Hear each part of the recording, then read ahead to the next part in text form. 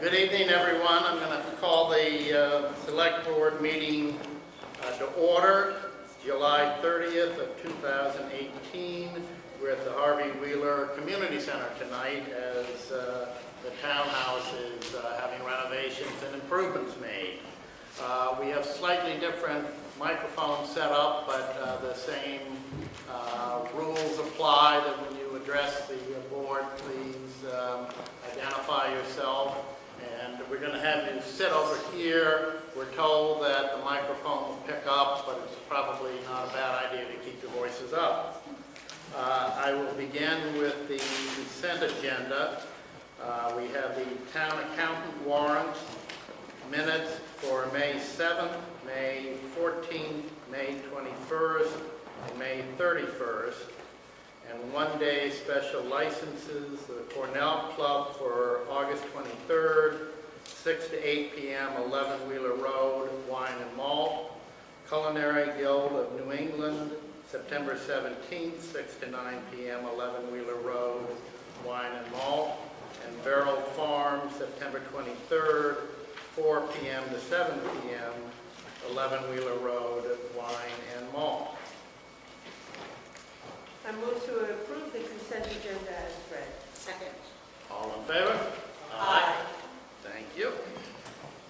Town manager report. Thank you, Mr. Chair. As you mentioned, we're here in the Harvey Wheeler Center because we're having some camera and audio equipment improvements made at the townhouse. So hopefully we can return to the hearing room and select board room and have better audio.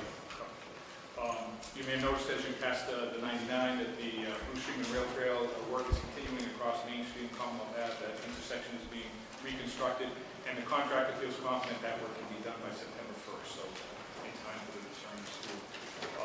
And the Phase 2B, the bridge over the Route 2, at the 75% design plans are posted online. I believe a public hearing will be held on those 75% design plans.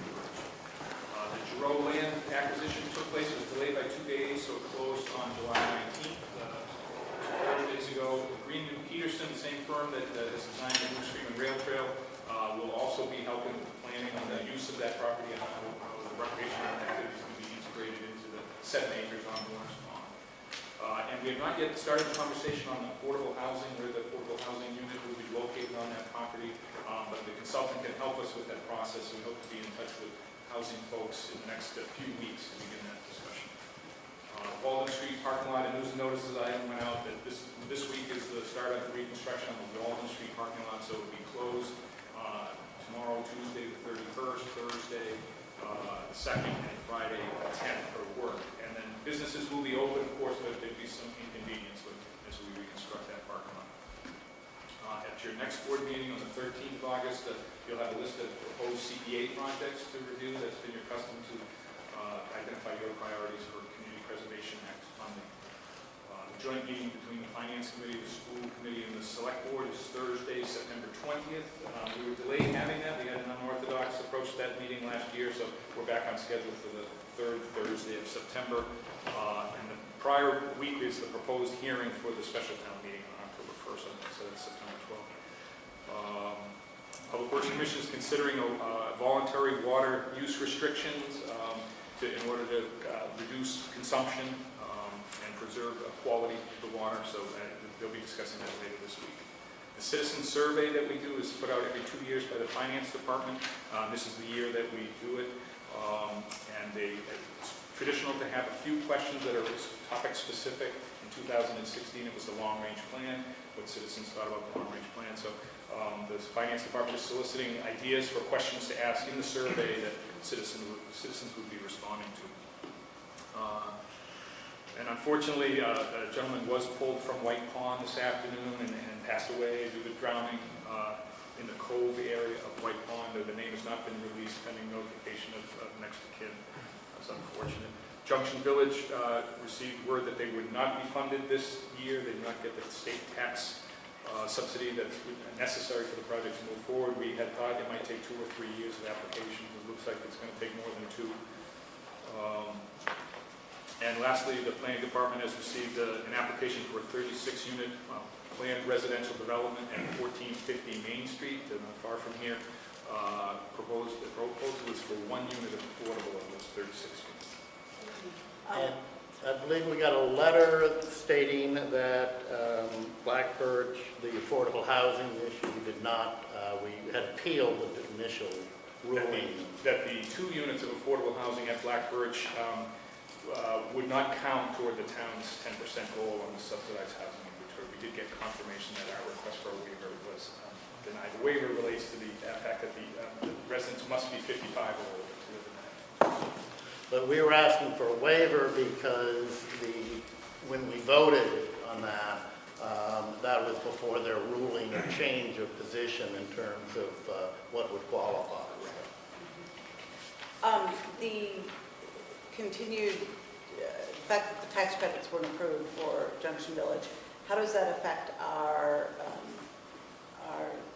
low-income housing I status? think we got credit for 2 years because the project was permitted, but then that expires. If it's not built, Right. we then That's what drop I mean. down below the 10%, we'd be at about 9.5 or something like that in the 2020 Right. census. So we've got a couple more years, Okay. but we're at risk. Yes. I guess on the good news, I think you forwarded us a thank you letter from Amy Seuss of the Guild for Human Services to Chief O'Connor, stating what a good job they were doing in their relationship. So I always like to end on a good note. Just kind of follow up with Jay, no disbursement of town funds Has taken toward place. Junction Village has Right. taken place or will take place until we've secured the finance. Anybody else have any comments? The last board meeting, after discussion with representatives from the NRC, there was a question regarding when public comments would be taken. Because we had a full agenda and some of the presenters for the other agenda items were present and ready, I waited for the public comments about the NRC until we reached the public comment item we routinely have at the board meeting. I received some comments expressing disappointment about that decision, as some citizens felt that the impact of their input was diminished. I appreciate the communications from citizens and the trust that they understand that waiting until the public comments portion of the meeting was not intended to minimize their views. Tonight, we're going to be reviewing and receiving the report of the Comprehensive Long-Range Plan Committee, which has had extensive citizen input. We'll also be approving a charge for the Town Manager Search Committee, which will begin a process which will involve town-wide input of our citizens. We'll also be voting to hold a special town meeting on October 1st, where once again, citizens become legislature. I appreciate we're not always able to have a perfect process to allow everyone the voice they may wish, but I promise that the board welcomes public input and will listen respectfully to all points of view. With that, I will move to the Cambridge Turnpike Improvement Project Acceptance of Easements.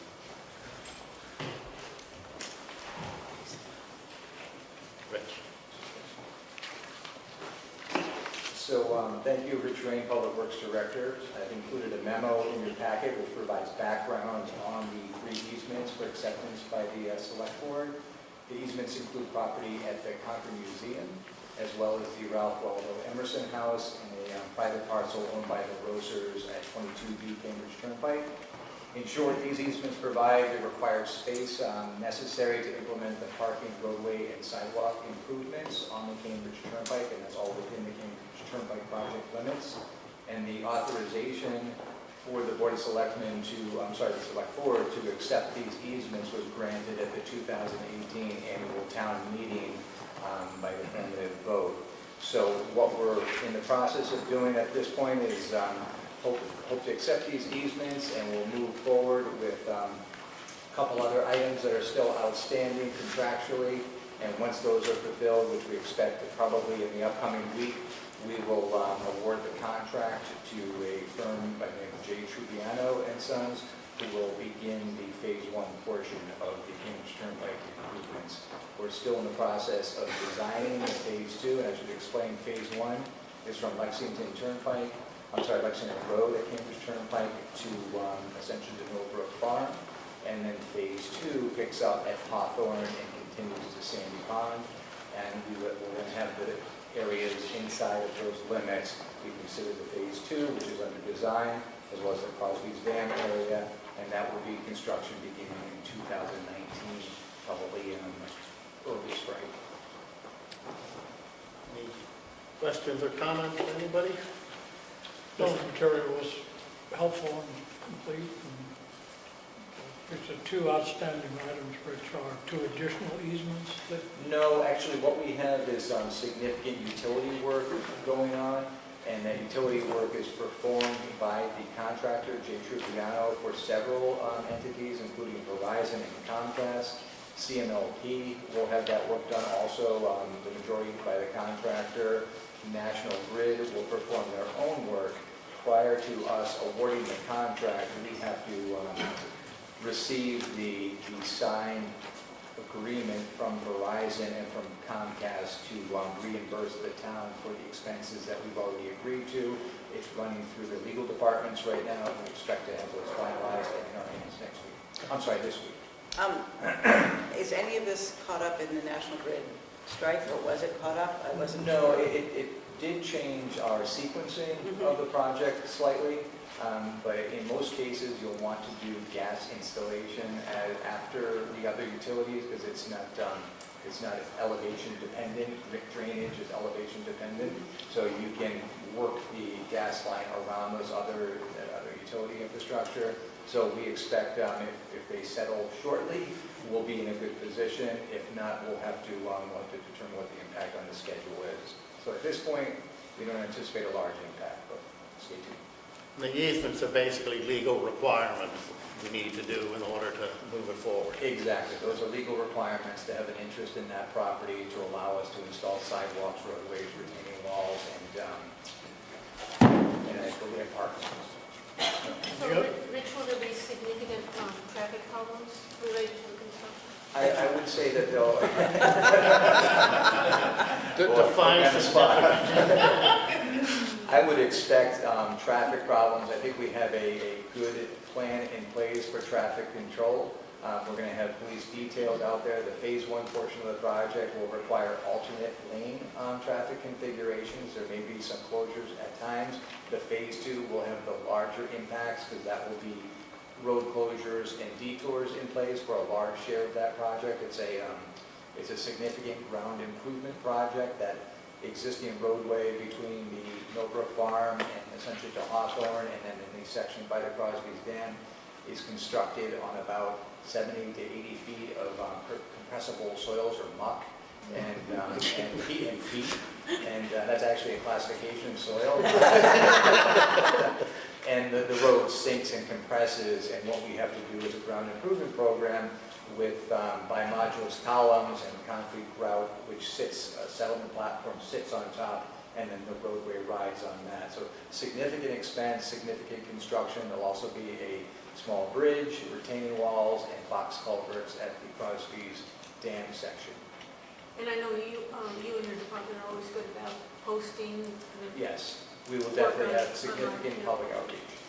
Yeah, and we've done a lot of that up to this point. There's been a lot of outreach on this project. I think most of the residents and abutters in that area know it's coming, and now it's just a matter of letting them know this is the start date, and we'll get that out there on news and notices. We also have a pretty large listserv that people subscribe to Cambridge Turnpike Project, and we'll get it out that way as well, keep them informed. Anybody else have any comments they'd like to make? Otherwise, I will accept the motion. Don't see any other comments, okay.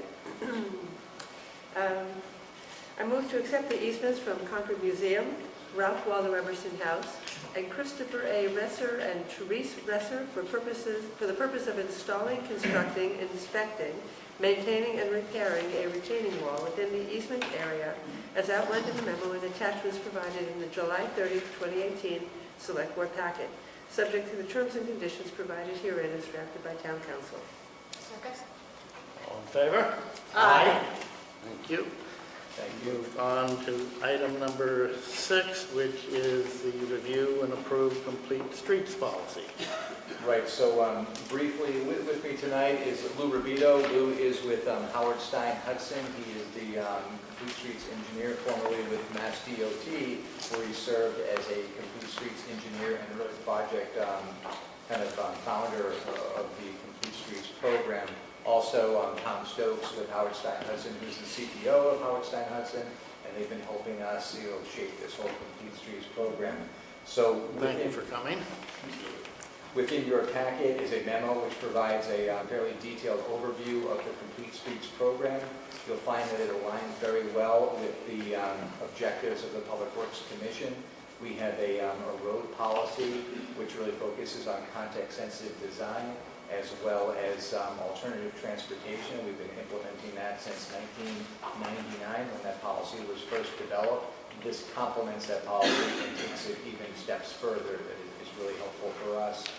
Both the Public Works Commission and the Planning Board approved these, or recommended, I should say, to the Select Board approval of this policy at their most recent meetings on the 18th of July and I believe the 24th. And members of Public Works, including myself, have already attended Complete Streets training. That's Complete Streets 101, they call it, which is a requirement of the Tier 1 program. This adoption of the policy will satisfy the Tier 1 requirements of Complete Streets. Also, as part of the comprehensive long-range planning process, there's been much discussion about adoption of Complete Streets, and there's been strong support indicated at those meetings as well. The program will be a prioritization plan, but also be eligible for up to $400,000 annually while the program is funded, which is for the next several years, for different types of construction improvements. So we're looking forward to applying not only for grant funding to put the prioritization plan in place, but also for up to $400,000 to implement some of these prioritization items. So I already mentioned that Lou Rubito from Howard Stein Hudson is here. Lou will walk us through a quick, probably a 15-minute, if that's okay, presentation on Complete Streets. And then what we'll do is either take questions during the presentation or after, whatever the board's preference is. Great. So with that, I'll introduce you. Thank you, Rich. As a very quick, just stand here, Sure. just so you can view the presentation. Ask questions. Back and forth. First, I want to thank the board, town manager, and Rich for allowing us to come present before you tonight on the Complete Streets funding program. Next slide, please. So a little bit about Complete Streets. Complete Streets is one that provides safe and accessible options for all travel modes, be it walking, biking, transit, even vehicles, and for people of all ages and ability.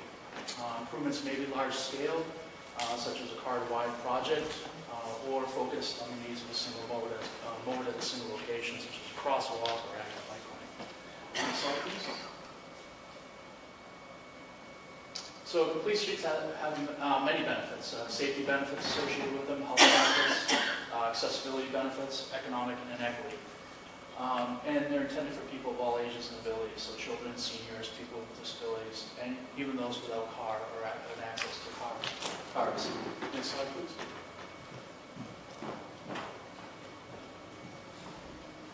Hang on 1 second. Yep. We should get into slide view. Thank goodness for listening. Thank you. There you go. So some of the benefits associated, some of the safety benefits associated with Complete Streets, you know that Complete Streets, by adding sidewalks and shoulders, you see reduced pedestrian crashes. These are some of the studies that have been done by Federal Highway Administration, also by Florida DOT. Additionally, interventions to help reduce crashes include medians, road diets, and countdown signals. A road diet? I'm going to get to that. That happens. That comes through every time. So a road diet, and I'll show. I have a sample of that, a couple slides. But a road diet is when you take, let's say, a 4-lane cross section. So you have 2 lanes in either direction, and you either remove a travel lane, so now you go down to 3 lanes. That center lane could be a 2-way turn lane, or you go down to 1 lane in each direction. And I'll show you an example of that. It also could be a reduction in travel lane widths themselves. So it doesn't necessarily be taking out a travel lane, but it could be reducing the lane width. Next slide, please. So what are some of the economic benefits associated with complete streets? Investing in the community's walkability typically increases land values anywhere from 70 to 300%. An above average neighborhood walk score translates into about $4,000 to $34,000 in higher real estate resale values. It helps improve local economy. Retail sales increase by up to 30%. And these are all numbers that came from the American Institute of Architects. Next slide, please. So what are some of the ADA benefits? American disclosures that benefits of complete streets. Complete streets feature elements such as curb cuts, high visibility crosswalks, and other design features for travelers with disabilities. These include countdown signals. They include pedestrian hybrid beacons to raise awareness when pedestrians are crossing both at signalized intersections when you have pedestrian countdown signals or pedestrian crossing signals, or perhaps a mid-block location where there is no signal but you want to raise additional awareness to vehicles that pedestrians need to cross. Complete streets reduce isolation dependence. Next slide, please. So here's a sample of a road diet. So the program itself was released in February 2nd of 2016. To date, there's been, actually these numbers have increased. It's actually over $5 million now in technical assistance for development of prioritization plans, and over $25 million awarded for project funding to date.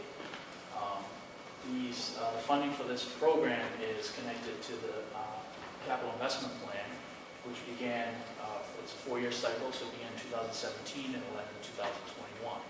There's already talk, the program's been hugely successful. There's already talk at the State House level to continue funding for the program through an environmental bond bill that's at the State House right now. Next slide, please. So a little bit about the program itself, some of the inner workings. There is an online portal, an online website that you can go to register your community, and then to interact with DOT as you go through each step of the process. What these different colored maps show is where each of these municipalities are in that process. So for example, in the top right, those are the municipalities that have approved policies. There are 162 approved policies. That number's probably gone up since I created the slides. The program's been that active and that engaging. The Tier 2 prioritization plan, which is where we're coming here to hopefully help the town develop your prioritization plan, which is Tier 2. You can see those in the lower left-hand side. 111 of those have been approved. Tier 3 project funding on the lower right-hand side, those in orange, are projects that have been funded to date. What's not shown here is there have been an additional 24 projects that have been funded in the last 2 weeks. So it's a very successful, engaging program, and you can see from how the map is kind of colored in that it's a great opportunity for the municipalities to have access not only to technical assistance to develop a prioritization plan, but then also that $400,000 for construction funding on complete streets projects. Next slide, please. So the program itself, the program framework, is a 3-tier program. As Rich mentioned, he already attended the 101 training, and before you tonight is the policy that hopefully the board will pass and adopt. And that policy then gets delivered to Mass DOT. Within 2 weeks, they'll score it, and you'll know once it's scored, it needs to score above an 80. Once it does, then you'll be able to go into Tier 2, which is the development of prioritization plan. We talked a little bit about the prioritization plan. So Tier 3 project approval and notice to proceed to construction. After your prioritization plan has been approved, you're then able to submit for construction funding to any project you have on your prioritization plan list. Next slide, please. So planning assistance for the development of prioritization plan, DOT will grant the community up to $50,000.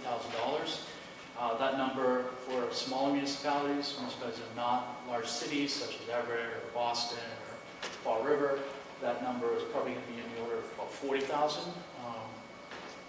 And then you're still, doesn't matter size or infrastructure, you're still eligible for the same $400,000 annually for construction funding.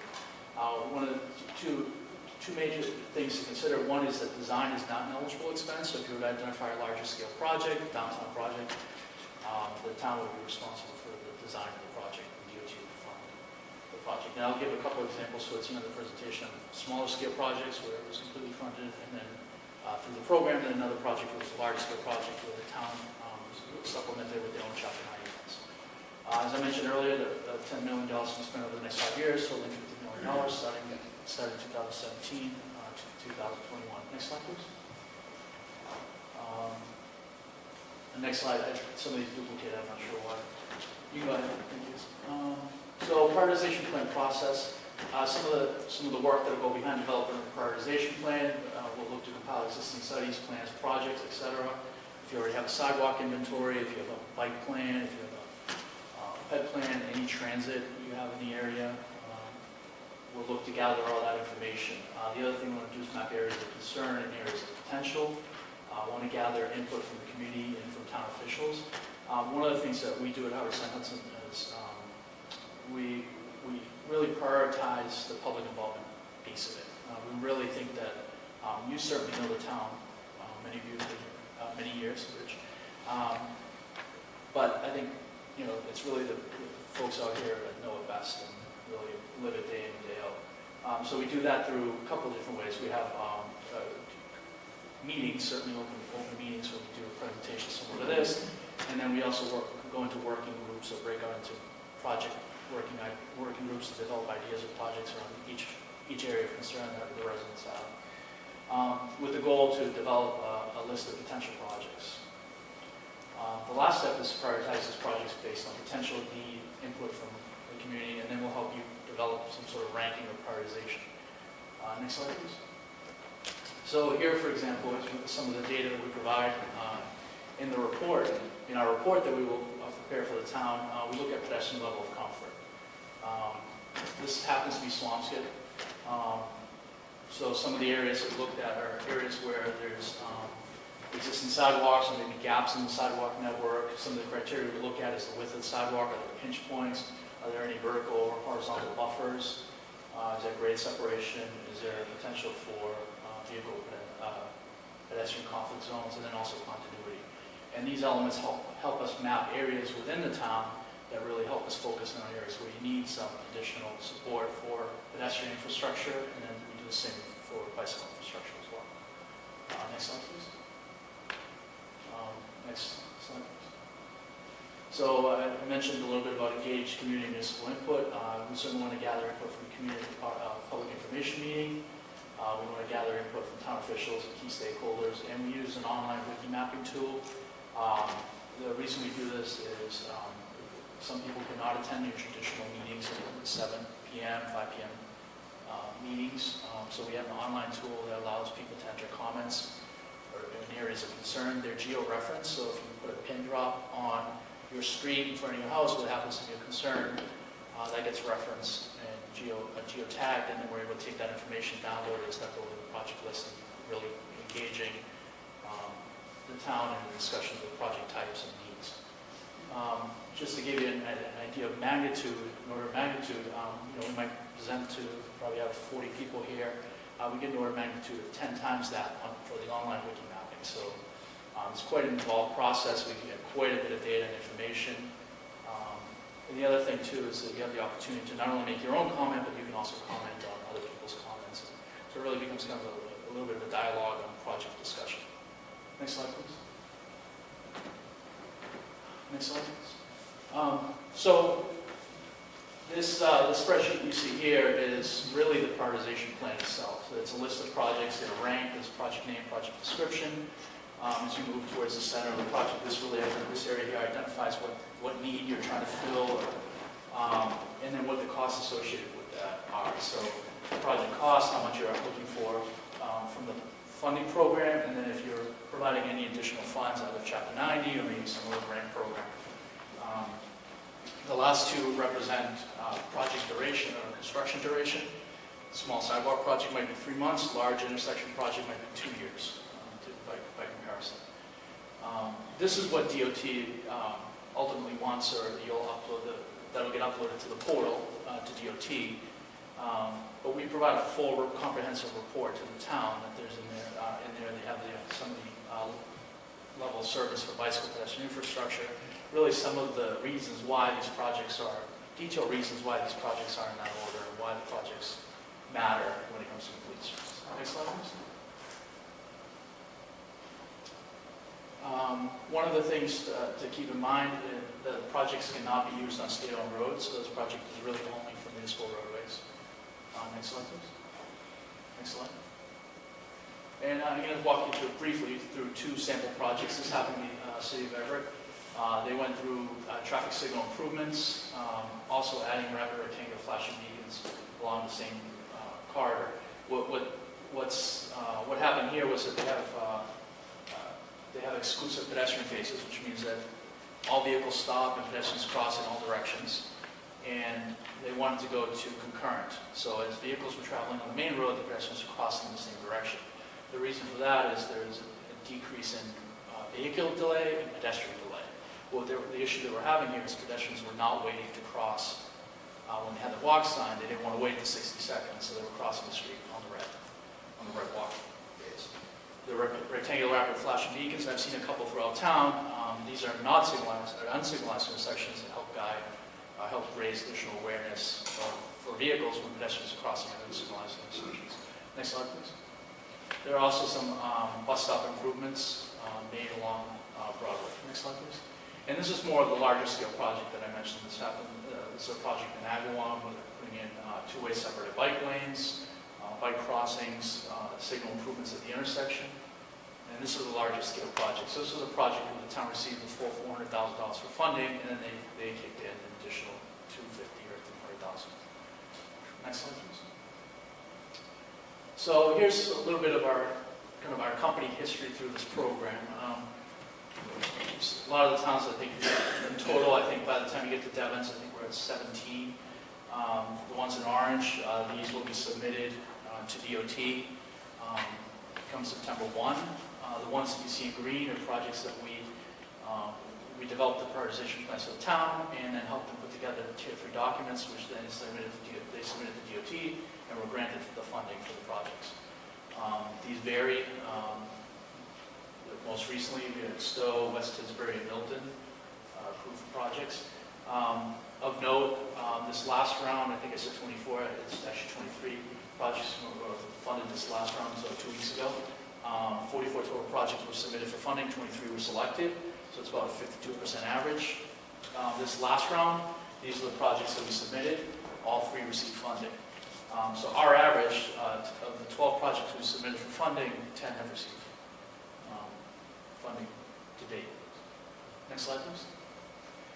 This is just some more of the information prioritization plans.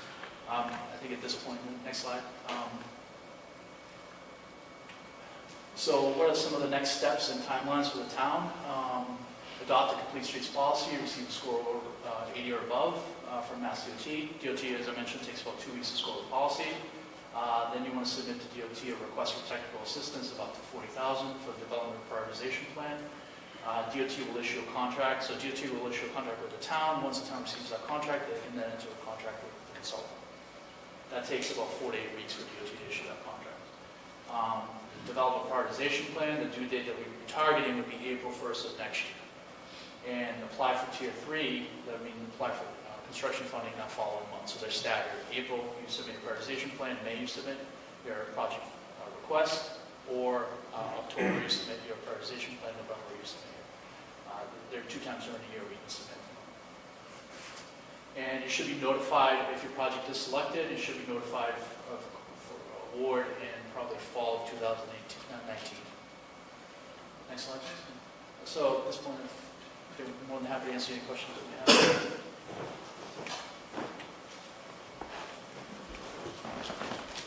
Once a plan is approved, say in the fall of 2019, then how quickly can it be implemented? So for the next round, I think to submit a prioritization plan would be April 1st of 2019. That May 1st, you'll be able to apply for construction funding for any project from the prioritization plan. And then if you get the funding, you can begin it right away? So it takes DOT a little while. No stranger to having worked there for a little while. So it'll take a little while to issue a contract. First to approve it, then to issue a contract. And then at that point, so it's probably thinking maybe September, so April to September, you'll hear probably September, October, you'll get the notice to proceed. And at that point, you're probably not going to get into the ground until the following spring, so, depending on the type of project you do.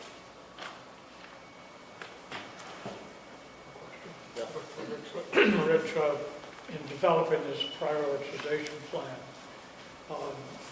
tell me what the process would be, as you understand it today, for public input and Certainly. adoption.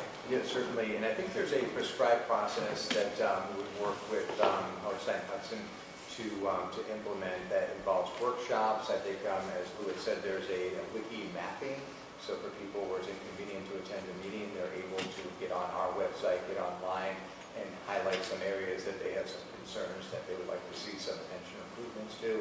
And that would be, is it one or two workshops? I think it's two workshops that we would hold while we're creating the prioritization plan. And obviously, we have significant information and data ourselves. A lot of the things that that the consultant would be looking for, curb ramp inventory, sidewalk condition indexes, roadway condition, all these things that we put a lot of time in to develop our GIS layers, so we can have our own management plan around that asset, will be very helpful as we're implementing. But are there formal public hearings? Yes. As opposed to, Yes, I wouldn't call them public hearings. I think they're public information meetings where we're trying to seek information. And then what's the approval process in the town? For the prioritization plan? I think the prioritization plan is based, I guess you can say it's based on, objective information, which is just data that we gather out in the field based on traffic counts, pedestrian counts, conditions of roadways and sidewalks. And then there's the subjective piece, which will be the wiki mapping and the individuals who have expressed a concern about a certain area. So the 15, I think the DOT likes to see a minimum of 15 projects in the prioritization plan. They don't necessarily have to be constructed in that order. Some of the things that we look at when we prioritize projects are not only the benefit that it provides to the community from a complete street standpoint, but also the timing of the project. For example, we wouldn't want to construct a roadway or sidewalk improvement, and we know 3 years down the road we need to do a water main replacement or underground electric. We would defer that until that work's completed and then make those. I understand that, but I guess what I'm asking is you go through this process, involves the public, involves your folks, Right. and you come up with this prioritization list of projects that you're going to engage in Yes. and try to get funding for. Is it adopted by the Public Works Commission? Does it come to us? I don't think it comes back to you. I don't think that's been the practice in other communities, has it, for prioritization plans coming back? I think it's a document that is constructed as part of the public outreach process and the timing and funding availability that we have. Yeah, I think we've seen it shared with various departments and boards. Well, to that point, we're going to hear about our long-range plan Right. shortly, and that has been, vetted extensively over a 2-year period. We'll have a lot of information embedded in it that would be applicable to this. But it's also going to talk about some of the goals for the town as a whole, and I'm wondering how those goals, or for instance, the greenhouse gas goals we have, things, some other priorities that the town has that might not naturally be, I don't know how this works, so I haven't gone through I it. think all those pieces are taken into account, so we'll want to make sure that our prioritization plan aligns with many of the other plans that we have, including the comprehensive long-range plan. An example of this would be, we're talking about the sustainability and the resiliency of the town. Public shade trees are something that are included in the complete streets, the definition of a complete street. So that would be an opportunity for us to come into alignment with some of the goals and core action items in the long-range plan that call for those types of implementation. So we will look at many different plans. I think we'll be pulling in data from all different areas to try to align this prioritization plan with existing plans. Just one point of clarification, Massachusetts says a minimum of 50 projects over 5 years, and you're not going to see 50 projects, you're going to see the order of 30, 40, 50, 60 projects, because we want to be inclusive of, of everything we hear. So then at that point, maybe the list of projects is where you start, and some of these other discussions come in. I think for the goal for the town, and certainly big projects in this work very well from SAT to get you the funding, and then integrating some of the other elements like, should you mention shade trees or carbon emissions. Yeah, I'm thinking idling and bicycles. Sorry. I'm not sure people that I don't even know people in the room. Any public want to make a comment? Mark Davis, 62 Prescott Road. A couple comments. One is, I think, obviously the public input stuff for the board is good to have that. I have a little bit of a question there about, there's, setting the priority list, right, and then there's funding, there's different scales. But a lot of how these things work out, good or bad, depends on the detailed implementation, which involves, the design phase and things like that. I've seen mixed-use cycling, pedestrian, street modifications in Cambridge, Mass, some of which I think are creating extremely hazardous conditions. So I'd be interested to hear more about, when it gets down to the details, how the public is involved. That's one thing. The second thing is, do we have data to put in there about history of accidents involving various combinations of transit? And the last thing is that, I want to say that I think a lot of the public cares about trees along the highway, so it's important to, allow a lot of time for input on that. Thank you. So, sorry, just some really good questions. The one I want to answer is about the crash data. That's a resource we use to really focus in on areas where there might be some pedestrian efficiencies, some biking efficiencies. So I'm being hit by bike school, so I'm not sure how all this is tracked. If it's, So I'm saying, if it's something maybe proactively, you're going to start from this point, we could actually ask. So some of that data is gathered from, we get that from SOT or we get it from the local police. And the other data is some of the more things you experience we get during the public involvement. Yeah, you could ask the public. So we do, and that's what we're very engaged back and forth between the public and we're trying to build project lists and identify what the concerns are. Okay, anybody else here? Yes. Thank you. I think it would be helpful to understand how the design process fits with the prioritization plan. Somewhere it's in between the prioritization plan and implementation, and the design, if I understood the presentation correctly, the design process will not be, the town will bear the cost of that. It won't be available to come from DOT. That's correct. And a lot of the design that we do, we're fortunate to have a fully staffed engineering division within Concord Public Works with full design CAD survey capabilities. So that design would be either wholly designed within Concord Public Works, partially designed within Concord Public Works. So there's a couple different ways that can happen. And again, to identify yourself. Bob Carter, Concord Journal. I'm wondering how much is the town locked into the projects proposed in the prioritization plan? If it gets approved, does the town then have to go ahead and do these projects, especially if they're going to involve both public money and money from the police bridge program? Go ahead, you can answer. My understanding is we are not locked in. We wouldn't want to ever be locked into a certain project, and we will be doing many other projects outside of the prioritization plan, only because for certain reasons they wouldn't score in certain categories, but they're still required in town. Is that accurate, Lou?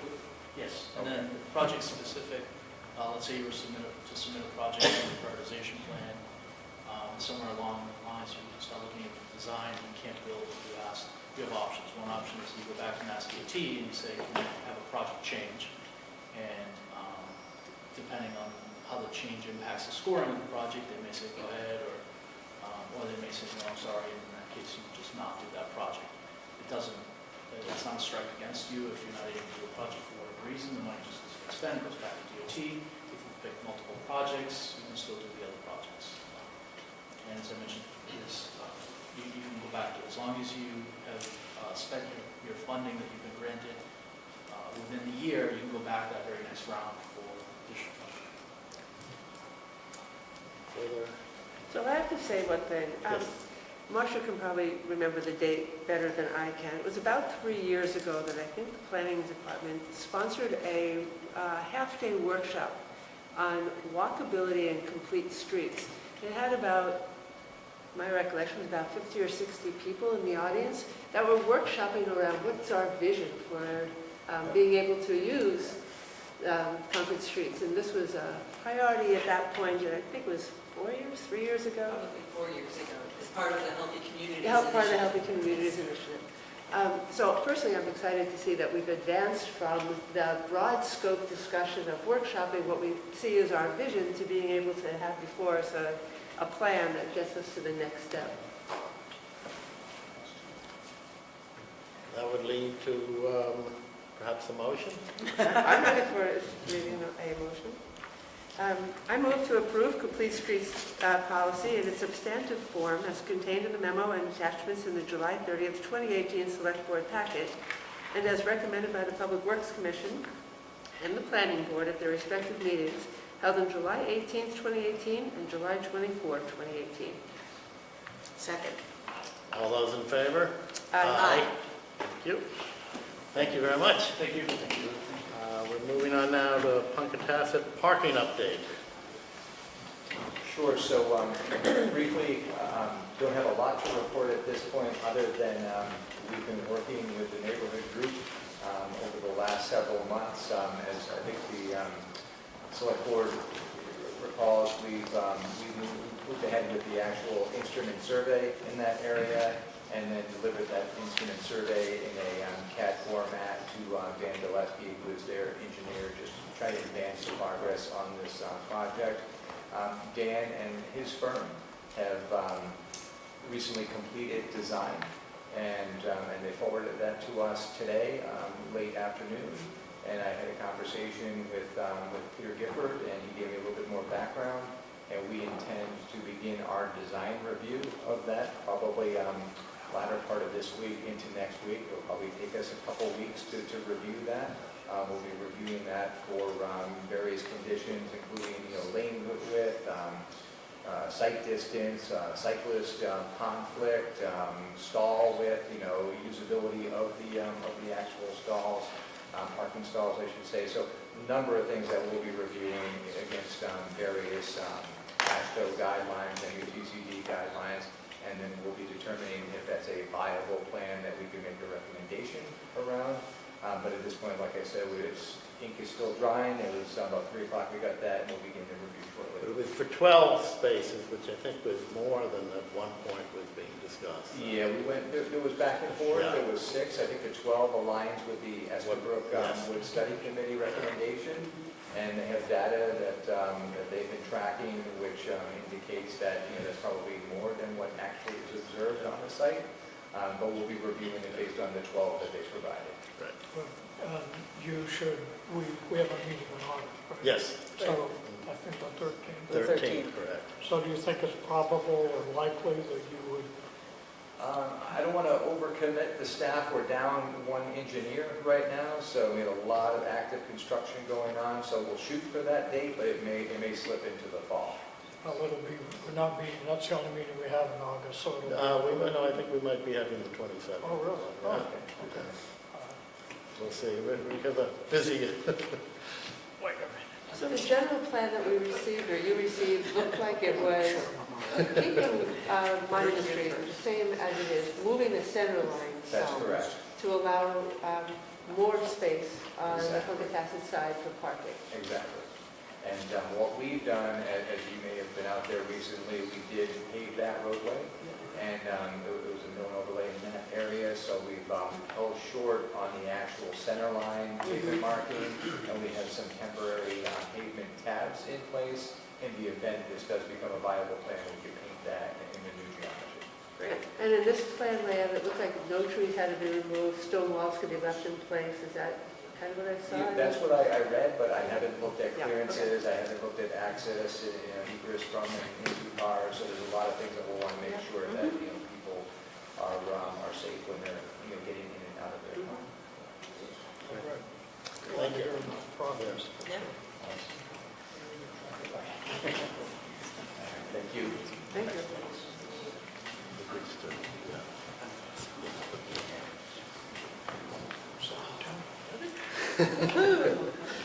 We do have a public hearing, which notice was given on July, from the application of 42 Main Street Market and Cafe, doing business as Main Street Market and Cafe, Inc., to alter licensed premises to allow for outdoor alcohol service. Move to open public hearing. Second. All in favor? Aye. Good evening, David Anderson from Main Streets, Cafe, seeking to extend our existing liquor license to the outdoor service of the tables with existing. Probably you have to speak up. To add to my existing license, to the tables, to serve the tables outdoors. There's 7 tables and that's basically what I'm asking for. I will just note that the Historic District Commission is meeting tonight, anticipates approval, but our action will be conditional upon their approval. Yes. And has there been approval on the, I don't know what you call it, the fence or whatever, barriers that got approved?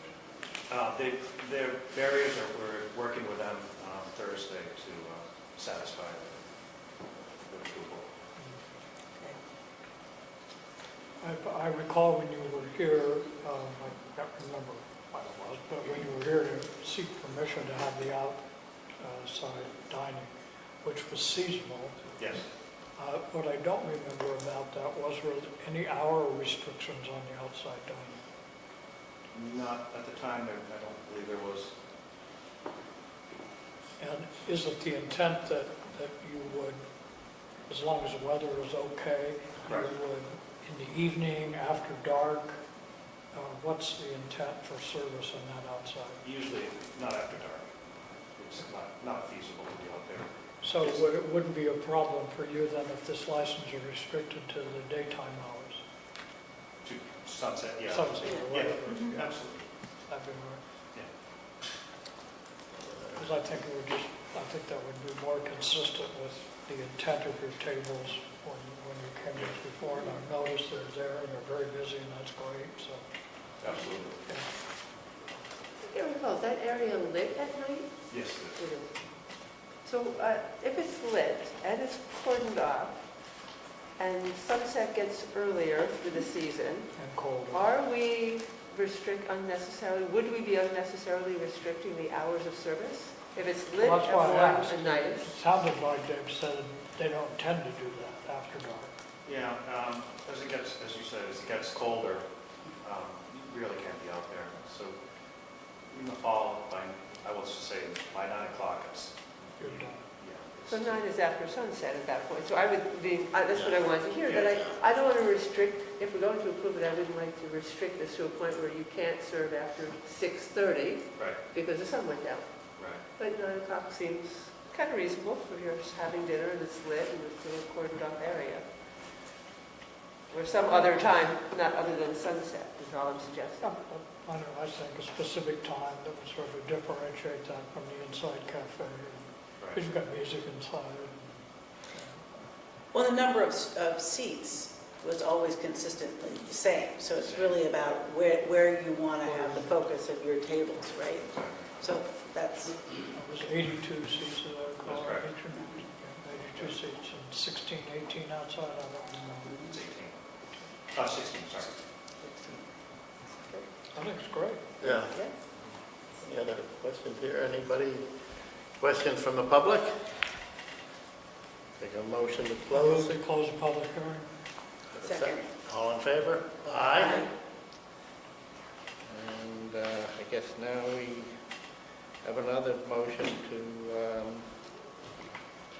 approve, subject to, Looks like Mr. Chair, I think the Historic Districts Commission requested that the board, if you grant approval, granted conditioned on the Correct, boards, yeah. they intend to work out and understand with Mr. Anderson on the type of barrier or separation, but they haven't. They haven't completed, and I understand they're working on it tonight even.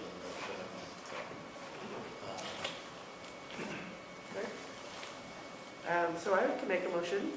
I would move to approve the alteration of the licensed premises to allow outdoor alcohol service at 41 Main Street's Market and Cafe, doing business as Main Street Market and Cafe, Inc., located at 42 Main Street, in accordance with the application dated July 3rd, 2018, and on the condition that it is also approved by the HDC. And on the condition that the alcohol service ends at 9 p.m. Correct? Sure. Is there a second? As amended. Second. All in favor? Aye. Thank you very much. I look forward to being there. We are now ready for review and receive a 2018 Envision Concord Bridge to 2030 Comprehensive Long-Range Plan. Are we doing a I public believe hearing? we have both chairs are here. This is a public hearing. But, Is this a public hearing? Yes. yes, yes it is. Move to open the public hearing. Second. All in favor? Aye.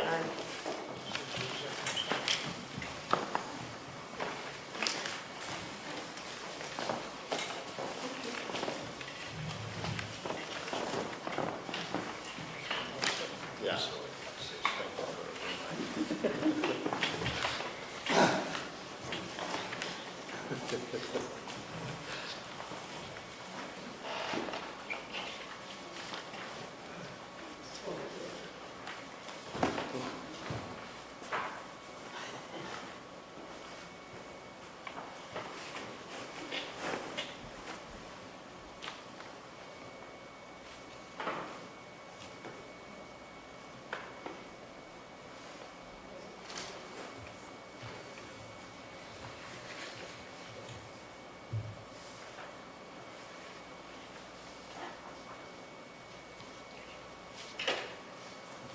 Fire away.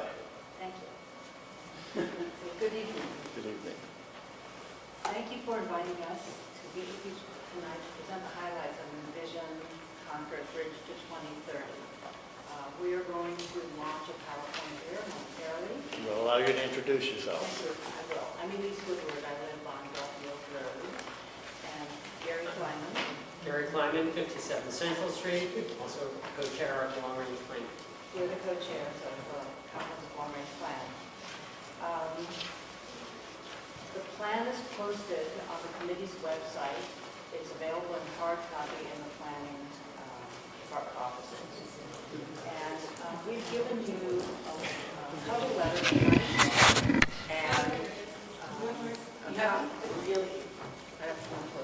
we've given you a cover letter tonight and a copy of the executive summary, and they're also available for others in the room. In the introductory letter, you will note that although the committee's work is finished, the effort of the long-range plan is still continuing and will go on. Some of the actions and goals that are enumerated in this plan have already been implemented, and others may never be implemented. But nevertheless, they stand as a group. And I would also draw to your attention that since we posted the final draft, the quote final draft of the plan, we've received several comments from the public, and some of those comments are enumerated in the letter as well. Last week, on Tuesday, July 24th, the Planning Board adopted this plan. with the understanding that factual revisions would be made, particularly with regard to the open space definitions and maps in the report. So the committee and the consultant are diligently at work to make these corrections and to reissue those pages with revision dates. And new PDFs will be posted to the website with those corrections. So we look forward to the Select Board's acceptance of this plan, and we'll endeavor to answer your questions tonight as well. So we'll go to the next slide, please. Thanks. This is a list of the committee members. Gary Kleiman and I are co-chairs of this committee. We've been honored to work with these extraordinarily dedicated residents of Concord since June 2016. We're just warmed up now. I would also like to say that this effort would not have been successful without the excellent input of the town's planning department staff, members of the town's senior management team, volunteer members of all the boards, committees, commissions, and task forces in Concord, and the members of the Civic Monsi consultant team that the town engaged, in addition to innumerable residents of Concord who provided input. So yes, it has been a 2-year process, but we have been very gratified to have strong public comment throughout the 2 years. Next slide, please. The Envision Concord Bridge to 2030 plan seeks to balance change with tradition by understanding the current and possible future challenges that will be faced by our community. It is a plan that describes a vision for Concord and integrates the town's 4 sustainability principles with goals, strategies, and an actionable implementation plan that will be used as a framework for municipal decision-making in the coming decade. Next slide, please. The plan is informed by the planning standards published by the American Planning Association, Sustaining Places, Best Practices for Comprehensive Plans. And to these 6 APA principles, the committee added a 7th principle, high-performing schools. And this 7th principle reflects the community's articulated value of education and interest in maintaining high-performing schools.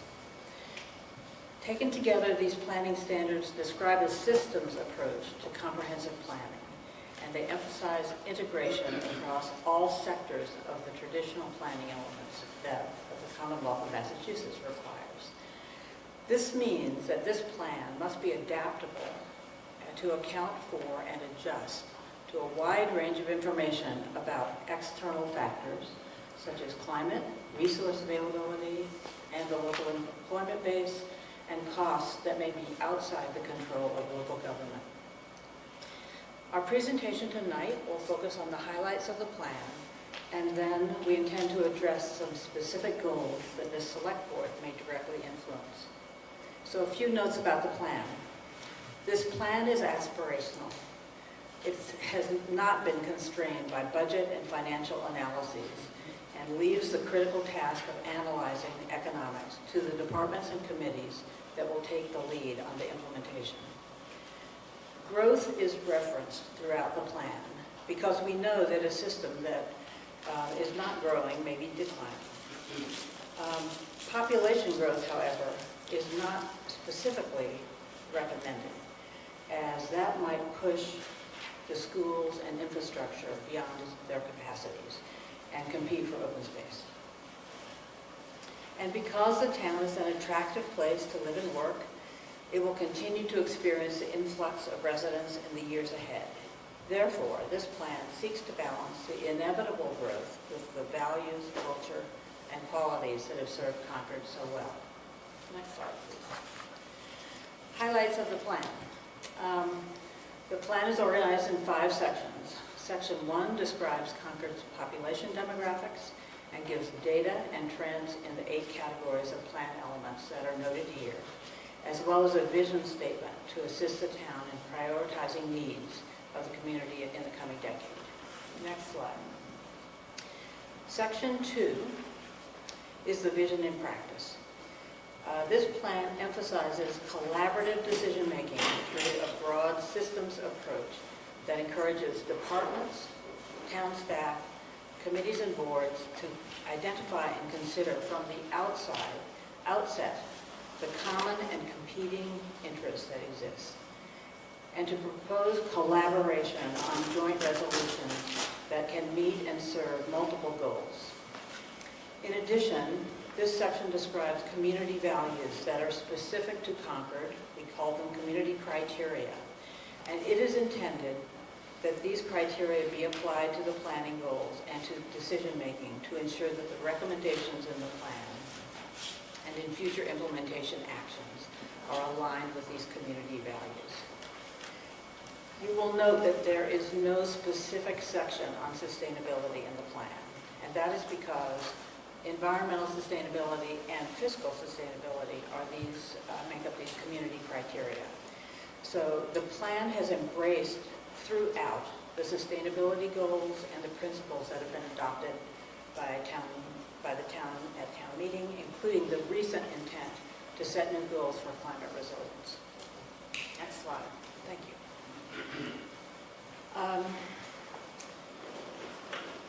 This shows you how the plan works. We'll jump from section 2 to section 5 to show you this diagram of how to use the plan and how to apply the community criteria. The community criteria here are shown, the intended filtering using the community criteria on any decision prior to action funding to achieve integrated solutions. So it is intended that each decision be considered with respect to these community criteria or filters. The complete street conversation that we just had would be an excellent example. Do you want to add something? At least I don't mind if I jump in here and No, support you on this point, because if there's two things that I hope the select board in particular will take away from this presentation tonight, which at least done a great job of putting all of this together. This slide is one of the things I hope you will take away, because you, the select board, I think really are the keepers of these community criteria. Section 5 does lay out how to use the plan, the different sections of the plan, but it's your job to sort of, I think, hold the town to their feet to the fire in making sure that all of the projects that go forward from this plan actually use this set of community criteria. And as we indicated, some people may not be happy that they don't see specific sustainability actions, laid out in the plan to the extent they would like. But it is because there is a real expectation on the part of the town that this process will be followed. So that's one of the key takeaways, I think. And then later we'll have a top 10 for the select. But thank you for So, that. yeah, so this is this systems approach. The committee strongly urges the town departments, the staff, committees and boards, and residents to use this systems approach in order to identify mutually beneficial solutions across disciplines and interests. Next slide, please. The outreach process that was used by the Long Range Plan Committee identified many goals and priorities that were articulated by residents, committees, board members, town staff, business owners, and nonprofit organizations. The committee looked across departments and individual disciplines to identify and create efficient and mutually beneficial solutions for many of the goals. We grouped them in these 3 big ideas, which emerged during this process. And they encompass high priority sets of goals for Concord and suggest ways in which a collaborative approach to planning and implementation can both align interests and improve outcomes. So these 3 big ideas are not intended to be exclusive or all-encompassing, but they're illustrative of how the systems processes can work and how such an approach may benefit multiple parties. Next slide. In section 4, you'll find the plan elements.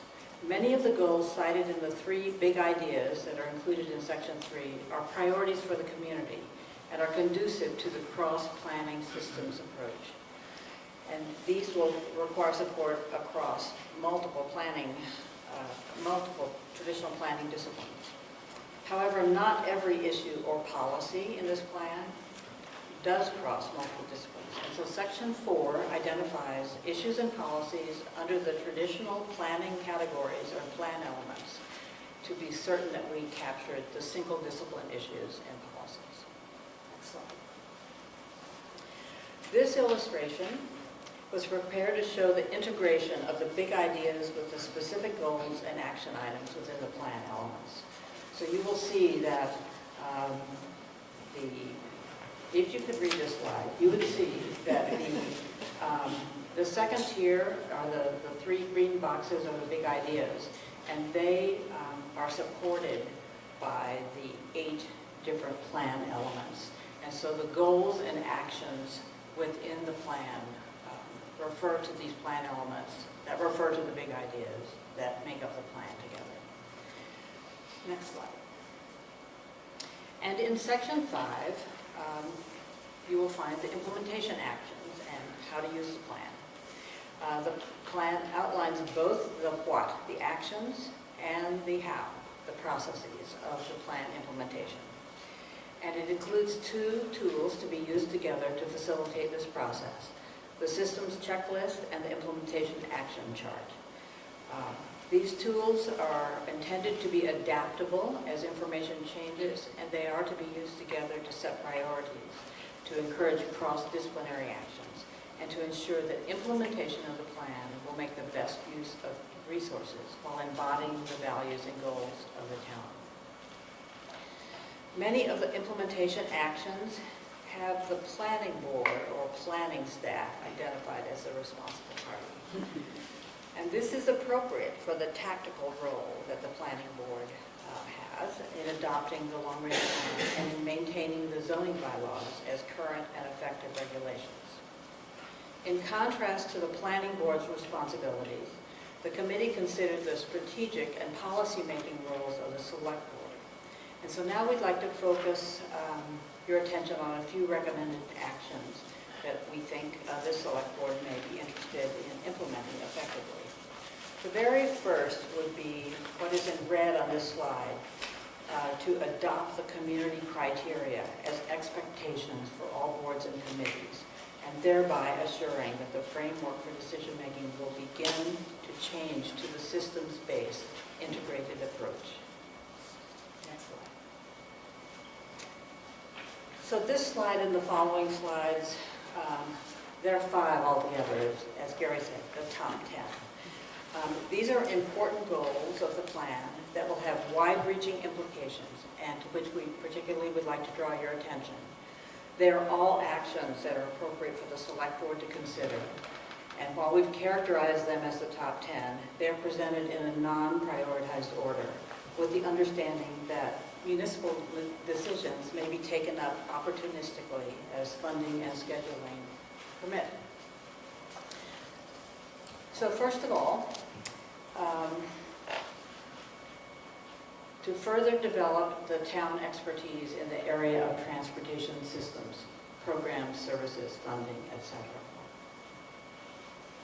This action falls under the goal of establishing a central transportation planning function within the town, and to encourage a more environmentally sustainable blend of transportation modes to protect the character of the town and reduce the need for parking.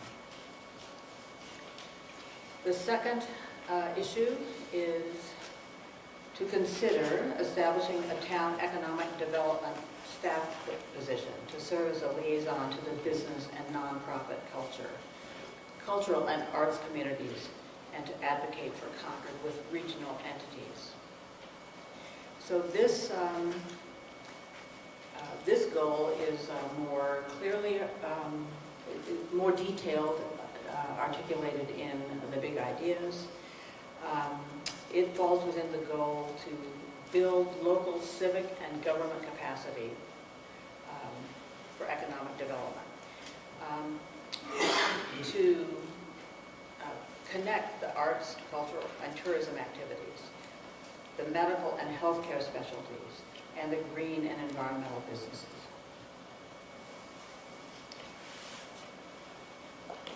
So we imagine that this new staff person would oversee implementation of the economic vitality component of the Concord long-term plan, would also serve as a liaison to businesses and the nonprofit cultural and arts communities. We heard quite a lot from residents and the business community and the arts and cultural communities that they felt the town could do more to support them, to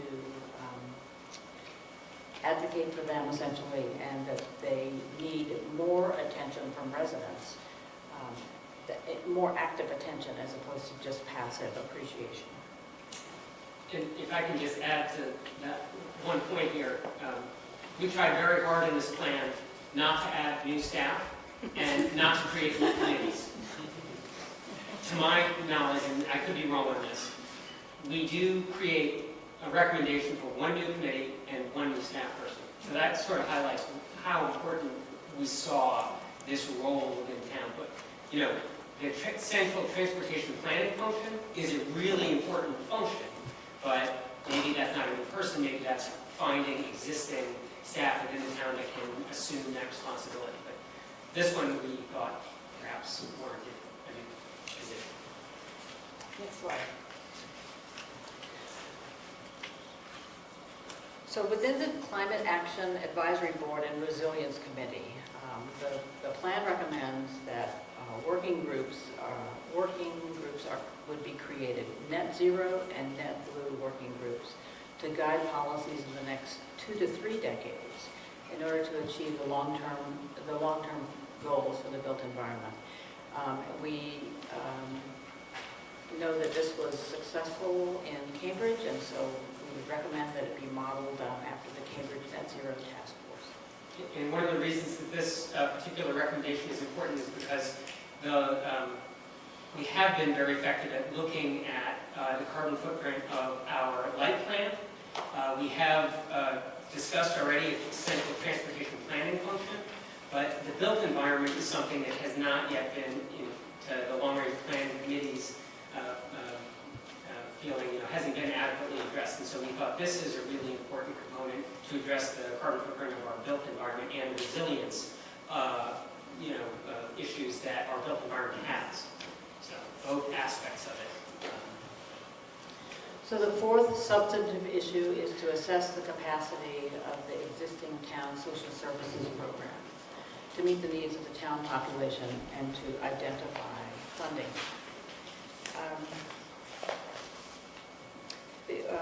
We believe that with limited resources, the town should review and prioritize the program and seek additional outside sources of funding. We imagine that this review should cover the entire spectrum of Concord's population to help identify priority needs by age and socioeconomic groups. We also recommend increasing the hours of the Committee on Aging Nurse, Council on Aging Nurse, and the Council on Aging Outreach Worker. Primarily because of the significant projected increase in senior population in the coming years. And I just, as in the cover letter, there's a note about this this issue, and we have received recently, yesterday perhaps, good data from Hugh Cargill, and that assesses the amount of support that has been given to Concord residents in the last 5 years. And so that's, that information will also be included in the addendum to this long-range plan. Next slide. We'd ask that you consider and support the recommendations from the Affordable Housing Funding Task Force that include also identifying alternate funding sources.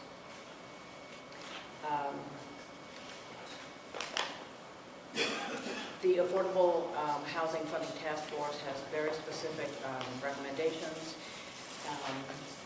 and including develop additional self-sustaining funding mechanisms to support achieving the housing targets. So,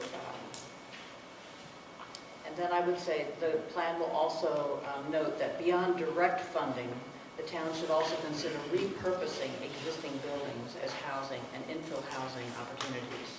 And there are many examples of successful conversions of existing buildings to affordable and mixed income housing elsewhere and also in Concord, such as Peter Buckler.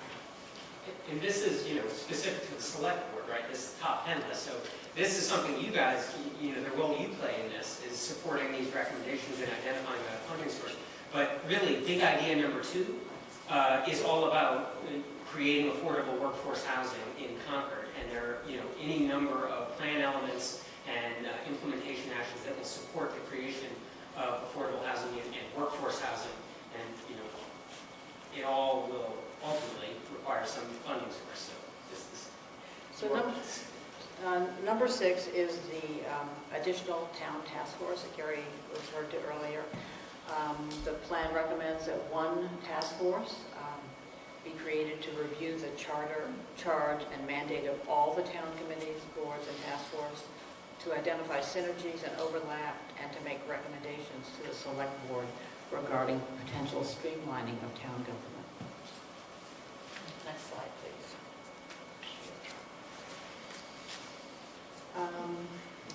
Number 7 is to improve coordination with regional partnerships for the purpose of reducing traffic volume from commuter through traffic and regional ecosystems planning. So traffic congestion and volume is one of the first concerns raised at every planning event. Traffic usually prefaced by how many minutes it took me to get to this meeting. Traffic concerns also represent a significant number of online comments on the Envision Concord website. And the town cannot fully affect reduction in traffic congestion without the help of partners, such as Mass DOT and neighboring towns like Acton and Lincoln. And so to ensure a coordinated approach to traffic management and to avoid moving one community's problem to our next adjacent community, it would be part of the goal here. Number 8 is to evaluate the cost effectiveness of new or complete redevelopment of town buildings and or infrastructure, such as a new middle school or an integrated town services building. Both of those redevelopment or development opportunities would have big numbers attached to them. But I do think that it's reasonable to evaluate the cost effectiveness and the efficiencies that might be obtained, and then then there might also be additional municipal buildings that would be available for repurposing. Next slide. This recommendation is to establish a cybersecurity planning and to reinforce the information technology infrastructure. And there are 2 sub-goals here. To first conduct a threat assessment and develop a security plan to address the urgent issues of cybersecurity threats to the town in coordination with individuals and businesses within Concord. And secondly, to prepare a comprehensive backup and recovery plan. And finally, number 10, to develop a strategy to anticipate acquisition of properties currently owned by federal, state, or other entities within Concord's boundaries as they become available or are declared surplus, using an integrated planning process with integrated analysis across town departments. So there are many examples, but I'd like to just focus on 2229 Main Street for one. This is a property that you all know and love, and we have a long laundry list. And the 2229 Main Street Committee has a very specific recommendations for how this property could be repurposed. And we know that we should move this forward because we need EPA to complete the remediation of that site to the residential standards that we've requested. So the plan encourages the select board to make this a priority. Next slide. So in conclusion, the town of Concord, like all municipalities and towns, has limited resources. The successful implementation of the action items outlined in this plan will depend on the collaboration of so many parties, private, public, nonprofit, and entities that are not affiliated with town government at all. The committee has been honored to have been entrusted with developing this comprehensive long-range plan for Concord, and we look forward to the implementation of its recommendations in the coming years. Thank you. Thank you very much, and all members of your committee really did excellent work. And I think they're going to be a tremendous benefit. One of the topics we're going to be discussing soon is the town manager search. And I think having this plan is going to be a great help in that in terms of defining kind of what the role. Good job description, Yes. or part of the job description. And we should acknowledge two members of the committee that are here with us tonight, Tori and Judy, who spent 2 years working on this with us. So thank you guys for your hard work as well. And there was a lot of public input, which I think you all took, and I think everybody acknowledges that. Well, I have to say, as the liaison to the process, my hat's off to everyone. I mean, it was long and it was meticulous. And, you know, from the public meeting side to the many, many 8 a.m. meetings. Not 8:30. We had to start early. Well, 8 thank you. a.m. And not always 9 o'clock or 9:30. Sometimes it went longer. So people gave up large portions of their Fridays with regularity. As did members of the public. They did not Absolutely. lose interest, so, thank you. I think it built a lot of trust in the town, and that's important, so much appreciated to everybody. I don't know whether anybody would like to make comments or response to. I would point out to the public, they have a right to make a comment. We're happy to have them. This is only to approving the review and receiving it, not necessarily adopting all the points. So, with that in mind, any other comments here, or would the public like to make any comments? Yes. You have one first? Yeah, I'd like to make a comment first. Thanks very much to the folks that are here from the committee and those that are at home wherever you are this evening. You know, when you begin this process, to me, it's absolutely terrifying in some sense. Not only because of how important the job is, but how easy it is for it to go off the rails. I listened to your planning board presentation last night. Of course, I've read the material that's been provided. But I think you do an immeasurable service to the town and to us tonight by distilling in some ways the strategic issues that the select board really has got to deal with if we are going to make progress and see this come to reality. So, you know, the process that you described on that one slide, which is a great process that can be used by anybody as we think of any particular item that we might want to do. But highlighting and sort of extracting from all of the things you did to lay out those priorities. It also struck me that many of them have been discussions that have happened in town and over some period of time. The last one, at least, you mentioned 229 Main Street. But this sort of galvanizes and focuses those discussions and creates for us not urgency, but real priority in trying to meet these goals. So thanks a bunch. And now the hard work is shifted here, but I think we'll. But I think the parameters are very clear. That's what's helpful. It's really great. I remember when I first read your big ideas, no disrespect, I don't know. But if you go back and look at this presentation tonight and look at the 10, as I was sitting there and saw the 10 strategic items, they really flow from those big ideas in a way that I really hadn't anticipated. So that's kind of cool. So thank you. Thanks, Gary, and the rest of you. And I want to add thanks to everybody too, because it's really a fruitful report. I'm struck with an opportunity that might be ahead of us in the coming year as we look at the applications that come before the CPC. And it might be an opportunity for them to also take the lens of the criteria that you, and the process that you laid out, just to think about that as another aspect of how they approach evaluating the projects before them. May I add something to that? Sure. So the Community Preservation Committee is an excellent example of a systems-oriented committee that could leverage these filters. They're also an excellent example of leveraging, because for a modest investment of town funds, we're getting significant returns. So that idea of leveraging is part of the falls within the financial recommendations within the plan as well.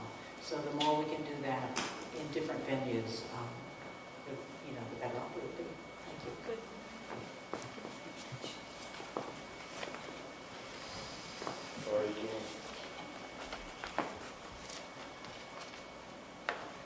Thank you.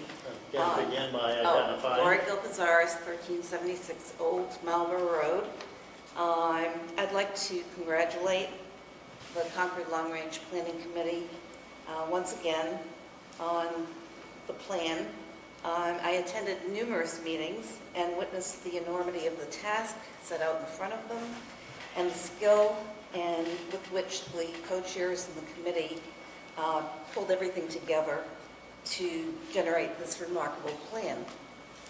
Having said that the plan is also long and it's complex, and I find as I read it that it's difficult for me to really kind of see a sense of consistency throughout the plan. I'm not saying it's not there, I'm just saying in my own reading, because it is so long, it's difficult to pull those things together. Climate change is an existential threat. We know we cannot continue to conduct business the same way as we have. We must question everything we do, particularly as applied to nature and land management. Concord, I want to point out, did pass Article 23 this year, making it, to my knowledge, the first community in Massachusetts to pass a resiliency resolution. And the reason I'm bringing this up, other than the fact that I would like to have seen it highlighted a little bit more in the plan, is that Massachusetts became the first state in the nation today to pass a resilience bill or law. And it calls for, comprehensive adaptation management action planning in response to climate change.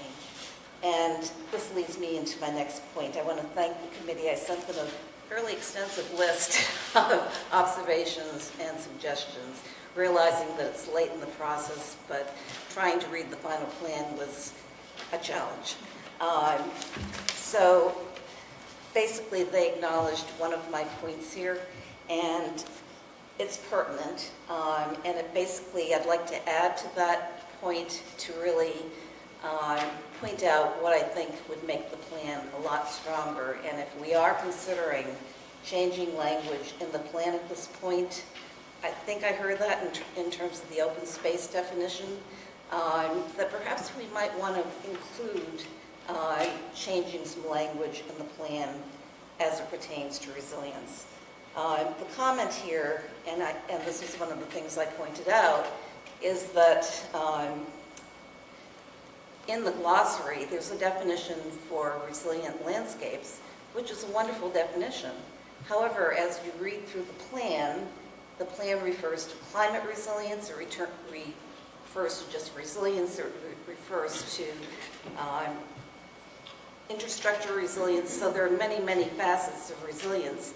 And what I find missing, both in the executive summary and in section 1, where there are some mention of environmental sustainability, and I think the committee or the town is choosing to consider resiliency under that, which is just fine, but I think that it doesn't even mention resilience. So we're up front where people are most likely to read the plan, there's really no information on resilience, and then there's extensive discussion of it throughout the plan.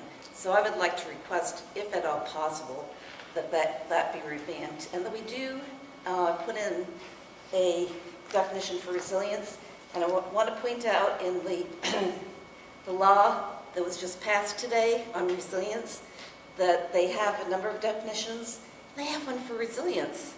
And it would be very appropriate for us, I think, especially given the passage of this law in Massachusetts and the potential that they will be requiring communities to take certain actions. And again, I can't state how pleased I am with the general discussion of land management, and environmental sustainability and resilience throughout the plan. Job well done. And, you know, these are just suggestions that would make it even stronger, so I thank you. Thanks. Okay. Anybody else?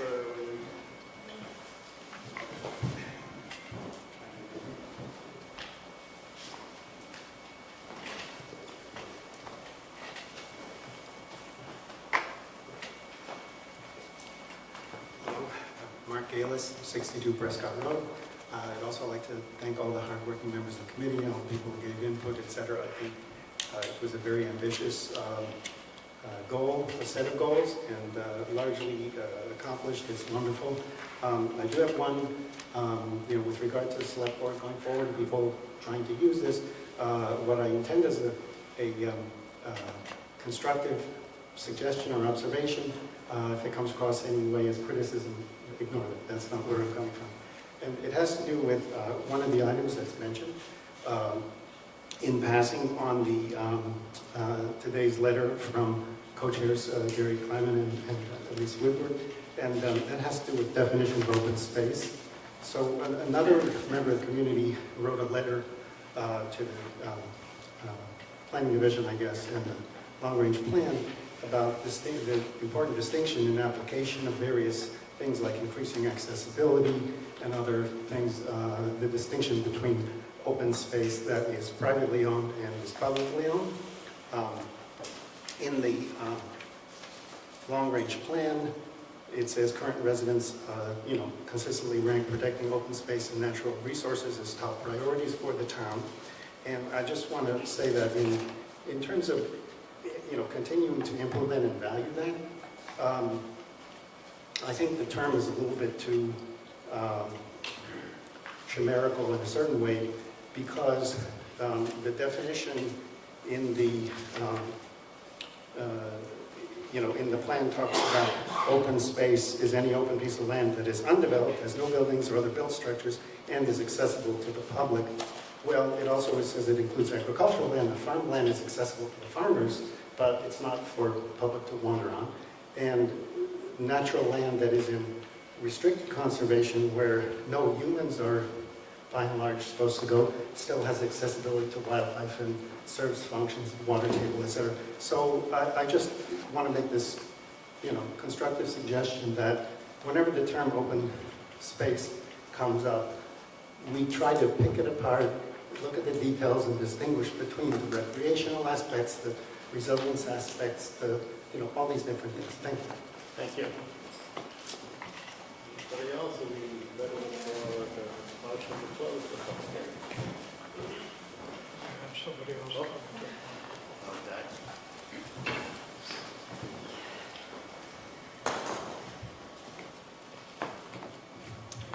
Tanya Gavis, 62 Prescott Road. You have to be closer. Closer? Yeah. Great, great. Well, thank you. A lot went into this plan, and many thanks to the Long Range Plan Committee and various town committees, the planning division. I think overall it's a good plan. A couple comments I'd like to make. One is about growth.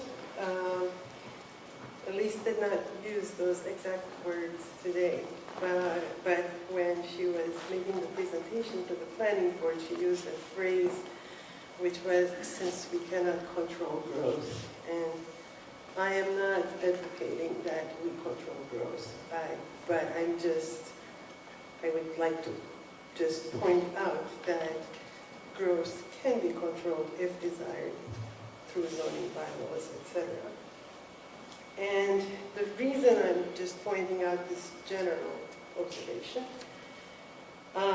is because I think that if certain priorities were different from the start, this plan could have been built on natural preservation first, and then mentioning needed development second, as opposed to what comes across to me in the other order.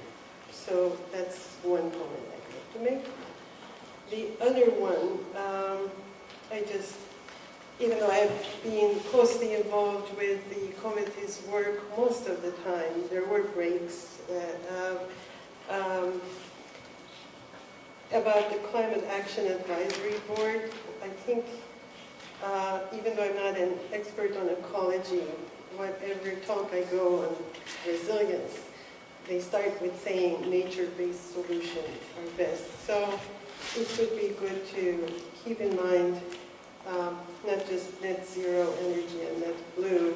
I mean, net blue is connected to nature-based solutions, of course, but I always mention tree preservation because it's one of the most direct, obvious, and overlooked ways of talking about these issues. Sometimes we're just shy to say preserve trees, and we like the more sophisticated scientific words.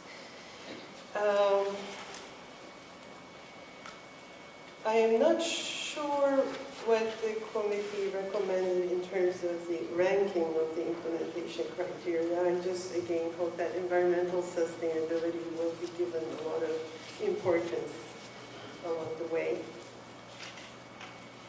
And that's it, except for a minor technical comment, which is that if in this letter the thing about community feedback was sometimes in synthesis rather than being individually attributed, in case that comment is about my comments earlier at the planning board meeting, that's not what I was saying. I was referring to including interviews in the appendix, which was decided during the June 29th meeting of the long-range plan. So thank you very much, everyone. Thank you. I think it's a good plan overall. Thank you. Thank you. I guess we've got one more.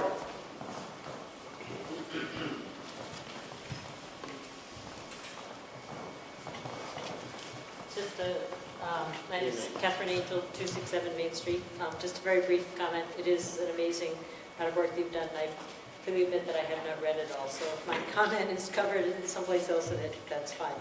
I like the idea of having the big ideas, and I just want to make one comment on big idea number 1, which talks about connecting businesses to cultural, historic, and civic resources. And in various other parts of the criteria and values, whatever, it also talks about the town's natural resources, and clearly we also have those, and we have recreational resources. And to the extent that that's another kind of thing that fits very well with the system planning, people come here to ride bikes, to do trails. We have Riverfest, an example of something that's system built. The rail trail is clearly going to provide a whole lot of other opportunities. You know, it's probably too late to amend things, but I would just like, in some ways, to find those two pieces, natural resource recreation, to be more obviously built into some of how this goes forward. Thank you. Seeing no one else, no? Try to keep it short. Just 'cause you have a really quick yeah. comment.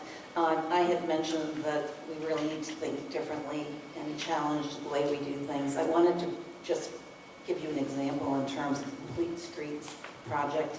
I think one of the wonderful things about our comprehensive long-range plan is that it's systematic, or what the systems thinking-based project. So when we put something like the Complete Streets in front of one department, we should also keep in mind that, you know, who else is it going to affect? And I think there were some examples, but I want to mention just one, and that is that we need to build in resiliency into our streets project. So right now we have curbings and we have large flows of water on the street. This is an opportunity. So we need to get the right people involved in talking and bringing all these things together. Thank you. There's a motion to, Move to close the public hearing. Second. all in favor? Aye. And there's a motion to approve the, So let's see, the motion would be to accept the recommendations, accept the report and recommendations. I think is the correct thing for that. So I move to accept, with great appreciation, by the way, the 2018 Envision Concord Bridge 2030 Comprehensive Long-Range Plan. Accept the report and its recommendations. Second. all in favor? Aye. Thank you very much. We move now to, Like, Tom, before you, Yeah. I hope we will, with some speed, set a meeting aside in the select board that we could go over some of the main points that were made in the report, especially these 10 recommendations, and sort of have a general discussion about what we think of and what we might try to get done very quickly. There's a couple of suggestions I think that could be acted upon quite quickly. Others, of course, are really complicated and take a long time, but I would hope we would set aside a pretty big part of the meeting sometime very soon to do that. I think that's a similar process to what we did with the Town Governance Study Committee, where there were a number of recommendations. So we review those, figure out what we can do in short-term, medium-term, and long-term. In fact, one of the recommendations essentially is a carryover from the governance study number 9. Nice if they culled them down to the top 10 list for us. once we get through that at the next meeting, we'll go to the next one. Right. We now ready to review and approve the draft charge for Town Manager Search Committee, which I believe everybody has gotten a copy of. I would point out that it appears that under B, the membership, one copy I had was comprised of 7 members, but then they mention 2 members of the board and 7 residents at large. So I think we're talking about a 9-member committee on that. And that would relate to some of the comments I've received from the public that you know, recommending a larger search committee, not a smaller. People have any other comments regarding this? I thought on the whole it was, I think we've received other committee charges for Town Manager Search Committee from Acton, which has recently hired a new town manager, and there were a couple of others. So I thought that this was a pretty thorough and sensible charge, and I think it's important that we kind of get going on that. I would just, a couple comments. Yeah. One is, I'm sure this is the intention, but number 6, I think our intention is that the screening committee would do confidential interviews. Isn't that our intention? Yes. And I would just like a little, maybe some wordage to highlight that point. Because I do think it makes a difference, both to the understanding of in terms of the committee charge, but also going forward. Relatively straightforward matter to add Yeah, that language. Yeah.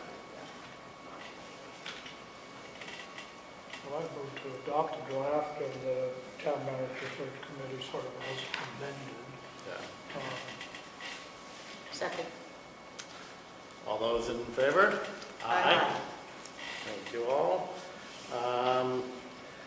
We also then have a letter regarding the Black Birch that as Chris had mentioned in his report, we did receive today the denial of our petition that they review or reconsider taking the two from the affordable housing listing, and that does change, because that's what was one of the advantages of that process. And I think Marcia's letter, you had a number of alternatives that the board could do. I don't know if you want to just come forward and kind of quickly outline them. Well, with the Black Birch 2 development, there are three options. One was to simply allow the 2 units to be constructed as part of the development, but they would not be included on the state's subsidized housing inventory. So the town would be responsible for monitoring and implementing that 80% resale whenever that was necessary.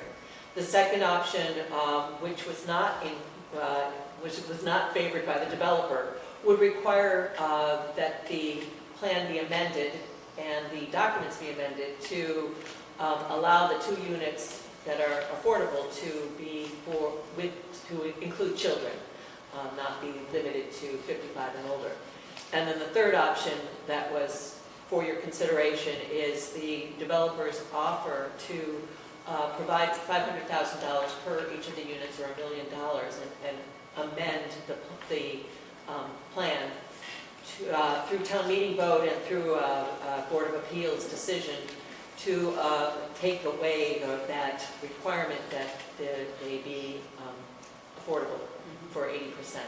And the $1 million could be used for the purpose of affordable I housing. think that would be, that's the specific purpose that it should be used for.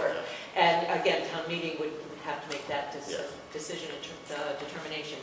I did forward a copy of that memo to those who have expressed an interest in housing, what I would call the housing advocates from the Concord Housing Development Corporation, Concord Housing Authority, and the Concord Housing Foundation. None of those groups have had an opportunity to meet and discuss the memo in detail. However, I have had some feedback, and it's been mixed. There are some people who advocate for that first option of keeping the 2 affordable units, and there are others who would prefer to receive an influx of money to allow some projects to move forward. So I think that those are the 2 items that we're here to talk about, or at least to consider. And it may relate to the special town meeting that you're being asked to consider as well. I mean, and I think that puts a little bit of a time pressure on us, because the warrants are going to be due on August 9th, so that we need to, if we're talking about changing and having the $1 million being used, and that could be sent in for affordable housing, we would need to get that within the warrant article. And you may want to think about having it included in the warrant now, and allow those boards and committees that I mentioned and others to consider and to talk about it. You will be having a public hearing in September. You can get that feedback at that public hearing, and then this board could decide not to move that article. So that's something to consider. I have a question, and I see Liz is here. Maybe she could join you and help answer the question. I'm trying to read the tea leaves here, because we've received this, and we've also heard that we are not, our Junction Village isn't moving quite as quickly as we had thought it would. And I'm just trying to determine, I remember back in Junction Village, there were 4 priorities that the state has. And in this, having been, said no, we were told no, it seems like number 2 is to say to conform to the families. I'm just trying to say, what are we hearing from the state? Because as a town, we have to be well, it would be in our planning interest to know how we are doing in terms of meeting our 10% goals. And these are some signals, at least they seem to be. So the Junction Village project always anticipated that it was going to go through 2 rounds of state funding. Yep. So I think it is part of the plan. They did this first round and they weren't accepted. The announcements were made last week from the state, and I think that they awarded 19 projects, of which 6 were senior housing. Okay, so that's good to know. So, and all of those senior housing are 62 and older, so that would be the Junction Village Okay. versus the 55 plus. So that was a larger number than I thought, given that they had the family homelessness and some of their Yeah. other priorities. So that was not unexpected with respect to Junction Village. Right, it was not unexpected. I think we actually planned for that. Right, but I wanted to- And there was language in the letter that was sent that said issues. There were some issues, but I checked with Mr. Mahaney, and that seems to be a boilerplate letter, not a letter really indicating. And he's something meeting with deficient. DHCD next week to get some detailed one-on-one feedback, and he said he'd report back on that. But it's still the case that if the Junction Village project does go forward and it's still on track, we would meet our affordable housing goal for the 2020 census, and if it doesn't, we won't. Right. I mean, it's almost impossible to imagine. how It's we hard to get really there. do those tea leaves, but if it gets Yeah. funded in the second round, and the closing happens as expected, and the building permits are then issued, it seems that the building permits would be issued by April of 2020, which is the census date. So it would all line up perfectly in that scenario. Perfectly. Right. That's one reading of the tea leaves. Right. So again, here the DHCD has made a statement about black birch, and Which was not, again, not unexpected. no, No. So, I mean, the denial. the denial. No. That wasn't unexpected, but No. the change. The change, yes, Exactly. yes, Right. Post. yeah. I want to just go back to the SHI in Junction Village, just to be clear. It is possible that the Junction Village would lapse off the SHI and Concord would drop below the 10% briefly till Junction Village caught up. And that was the same thing with the Concord Views. The Concord Views back in the 2010 census put Concord over the 10%, then the building permits were delayed and there was a little drop and then it came back. And that might happen at this time too.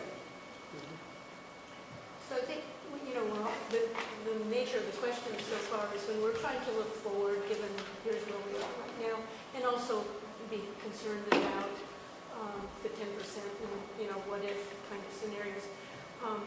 This may be an uncomfortable question, but I feel I need to ask it, and that is, how did we find ourselves in this situation to begin with, not knowing the particular regulation? So that's an excellent question. DHCD clarified their policy in February. And until then, they had been approving projects 55 plus. And they said that they didn't intentionally approve them. They didn't review all the materials. But I know for myself, they've approved projects just in Weston 3 years ago, 55 plus, prohibited children, very clear in the materials that were presented to them. They absolutely approved it, and it went on. So I don't know if it was a change in policy. They call it a clarification of their policy. It wasn't And they're not intentional. rescinding those in Weston. No. There's one project that received the waiver that we talked about. I think that we mentioned it when this came up from the board before, where phase 1 was approved. Right. And then phase 2, this was in stone, and then phase 2 was not approved. They said, well, no. So they went back and they were granted a waiver for the phase 2. So I guess I'm just looking at this because if you look at the options that are on our Yeah. checklist, then if we're looking at our affordable housing inventory, there's only one option on the list that gives us movement that we can act on. directly. Well, there are two, if we were going to request that the developer put children in two of the homes. As a parent, I think that's, I don't know, I don't know how you, that sort of, that singles those two families out pretty significantly. I mean, you bring up the point of the SHI and Yeah. looking at the broader picture. Now, this is a unique opportunity, so, Right. so it's a here and now. But funds of that nature could be used to leverage, like Junction Village required all of those local funds to leverage the larger funds. So maybe that same kind of thing could be done for the next project, for the 2030 SHI question. Right. You know, because that's going to, it's a every 10-year question to look at, and these projects take, you know, a better part of a decade to consider and get and fund and all of that. So that there's a lot of leverage opportunity with a chunk of money like that, as well as, you know, specific couple of units, you know, you could fully fund. Well, that's two what I units, think, or really look to leverage those funds for other state and other resources for a larger project. That's what appeals to me, frankly, about the cash portion, is it allows you to leverage much more. And that is an advantage in my mind. well, it also potentially puts affordable housing in other parts of Concord. Yeah. I mean, that's, which is one of our stated goals again and again and again, not to necessarily cluster our affordable housing units. Well, that was the advantage of the project to begin with, is it embedded affordable housing in a broader housing development. It wasn't an isolated unit. I think it would be patently unfair to the developer to change the conditions Right, I would agree with that. for those units. I just don't think that would be fair. And I guess I'm with Jane as well, believing that we might be able to do better. That is, get more than two affordable units. If we had the $1 million, and everybody will remember also that we have a committee that has been seated that is charged with the responsibility of coming back to us with a way that we could create a sustainable fund that could be used to deal with affordable housing in a more opportunistic way. It would be nice if we could seed that fund and get it started so that we could, I don't know what the committee is going to recommend to us, but whatever they do, it's going to take a while for funds to build up, and it would be good if we had some cash available to us so if an opportunity came up, we could act on. So I would like to support option 3, I guess that you suggested, which was to take the developer up on his initial offer, which was to give us $1 million and then essentially turn the units loose so we could market them. And just a reminder that that would require a town meeting authorization. Absolutely. Yeah. Which may be why if we voted to do that tonight, we would be able to get a warrant article drafted in time.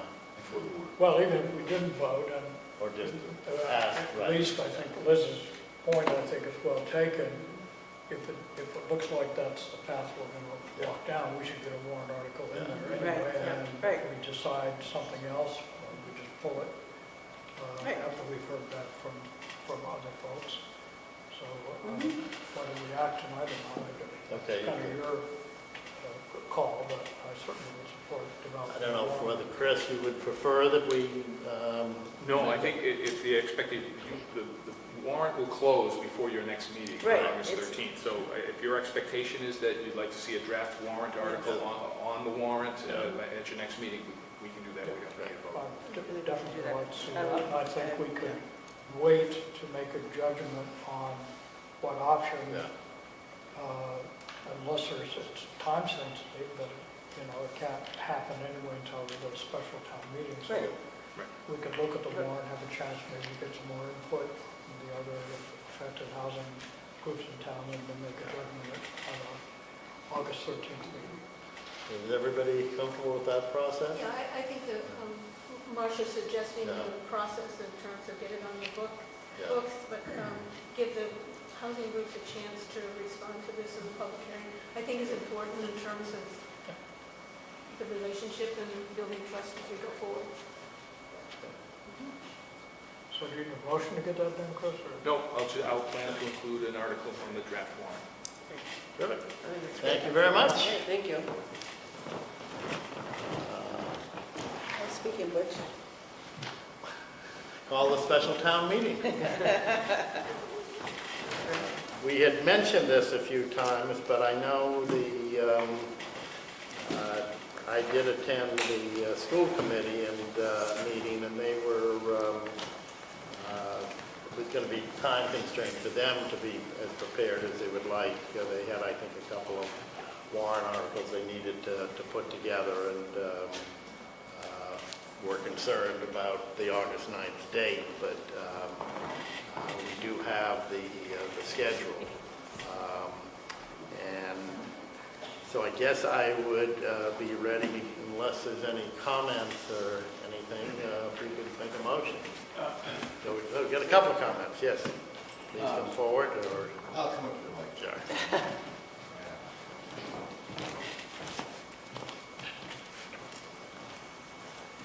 Dean Banfield, Vice Chair of the Finance Committee, Chair of the Guidelines Subcommittee, and I guess speaking on behalf of the committee.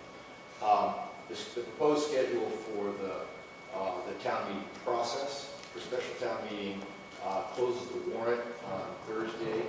The school committee has posted an agenda where they're going to look at what sounds like plural warrant articles, and we would love to push the date where you close until Friday, which would be 11 days that it would be open instead of 10. And that way we could have them come in and talk to us to describe where's the money going to come from if they're looking for money for these warrant articles. My understanding is that these warrant articles that they're considering are to ask the town for funds, and we would love to have them in before their language is closed so that they put something in there that says we want it to come from here or we want it from there. So if you could just drift that date to Friday to close the warrant, we could have them in on the Thursday. We're going to have to chop, schedule a meeting, see that we can get a quorum. We have issues, but we're going to try to have them in and talk to them about these articles. Chris, does that present a problem, or? No. Well, I don't have any problem with it either, but the early draft of warrant articles doesn't get specific necessarily about where the money comes from. It's got that weaselly phrase in there already. So I'm not sure. Okay, so I'll go to my other voice, which is Dean speaking for himself, not speaking for the committee. I have personal concern that this is, we're outside of a budgetary cycle, that this is an extremely unusual thing to come in the middle of a budget year and just plop down some financial requests. There's an opportunity to do that. I'm not going to disregard their opportunity to do that, but unless this is truly an emergency where there's no other way to do it, and they absolutely need to do something, then yes, we could certainly consider that. But there are concerns that this is a very tight schedule, that the public will not be as fully aware necessarily as they would normally be on the annual town meeting, where there's a long lead up and there's a lot of opportunity for back and forth within the community.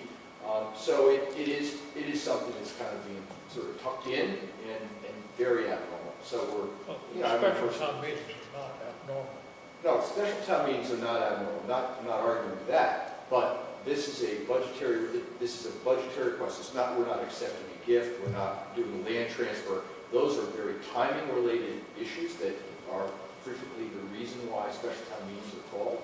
But this is just an opportunistic, there's a special town meeting, let's ask for some more money that we didn't ask for at the annual town meeting. So, and as I said, unless there's an emergency that the schools can express to us, then we'd like to talk to them on that Thursday. We just like, But I think your request of the one day just is more of That's an my main administrative. request. My main request is that we have one day And I have relaxation on the closure. no And it's problems 11 with that. I days. think let's do that. It's, Yeah, and we'll try to have them in and talk. Well, I don't mind that at all, and that's helpful. The finance committee is terrific. But if there's a special town meeting, the warrants, the articles that are proposed by member proposes them. That's right. The finance committee has ample opportunity to discuss that, to form a judgment, and to make a recommendation to the citizens of the town. That's your job. Right. Not only in public hearings, which you would have if it's a finance issue, and at town meetings. So, you know, my only concern is that, you know, this, putting a warrant together, putting a warrant article on is the school committees, if they want to do it. I'm not going to say that they can't do that. That's not the point. The point is that because the special town meeting process is as compressed as it is, the finance committee typically asks and has multiple rounds of discussion with budgeting entities before their warrant articles are prepared. In this case, we have no opportunity to have any conversation regarding these things. So we're just asking for that one meeting and the opportunity to talk to them. I get it. But there are lots of finance articles that you know nothing about until, articles that require financing that you know as a committee nothing about until you open up the warrant and there they are. So there they are. You're right. We don't call the light plant in, and we don't call in, the sewer, sewer. But I get it. So we would just like an opportunity to They talk don't to them. have our schedule. No logistical problems with that. The minimum by bylaw is 10 days, so this is an Yeah, addition. this is one day over the Yeah. minimum. So thank you. Thank you. Yes, please. Marcia If you Kay. could come up and be a little, Speak loud. Marcia Kay, 80 East Road. I'd like to just clarify, are you going to, when this draft warrant article is written, I take it that it would be loose enough so that the recipient of this proposed $1 million could be any one of the worthy organizations related to housing that were mentioned in that memo. For example, CHDC, or it would be the Concord Housing Authority. Or none. Will that depend on what was said at the preliminary hearing before town meeting as to what people say, where they would like to have that money go? Or are you going to specify it in the article, or wait and specify it in the motion? That's a good question. yeah. What do you think, It's Chris? good. Well, unfortunately, town council is sitting at the back of the Excellent. room. Excellent. And there's I Mina. think the answer, before we hear from Mina, the answer is we'll be as vague as we possibly can. Well, that town meeting still has to... No, until we get to the motion, and then, of course, you have to be But quite explicit. we could use a vague term like housing support, group supportive of housing, so people know generally what that is, and then the motion may specify the housing authority, the housing foundation, that sort of thing. So we may take that approach. But it's a good question. Thank you. And that sounds right to me. Yes. Yeah, Mark, this is- Yeah, keep your voice up so that they can hear you. That's just maybe a doesn't apply, but if the current committee that's researching funding, developing funding mechanisms for affordable housing, are they going to suggest creation of a fund? And is that something that ties into this or not? That would be a different warrant article Yeah. would be required, and that hasn't been proposed. I'd be surprised if we have a warrant article at special town meeting about that. We haven't heard from the committee yet. We don't know of it. Okay, so you wouldn't go there. It would probably be a regular town. So the motion then would just be to open the warrant article for 11 days? Yep. Yes, it's specifically to close on Friday, August 10th. the 10th, also at 4 p.m. So I can make the motion to move to call a special town meeting for October 1st, 2018 at Concord Carlisle Regional High School, and to open the warrant for 11 days, closing on August 10th, 2018 at 4 p.m. Second? Second. All those in favor? Aye. And then, And then would you also consider approving the schedule as posted, which includes particularly the public hearing scheduled on Wednesday, September 12th?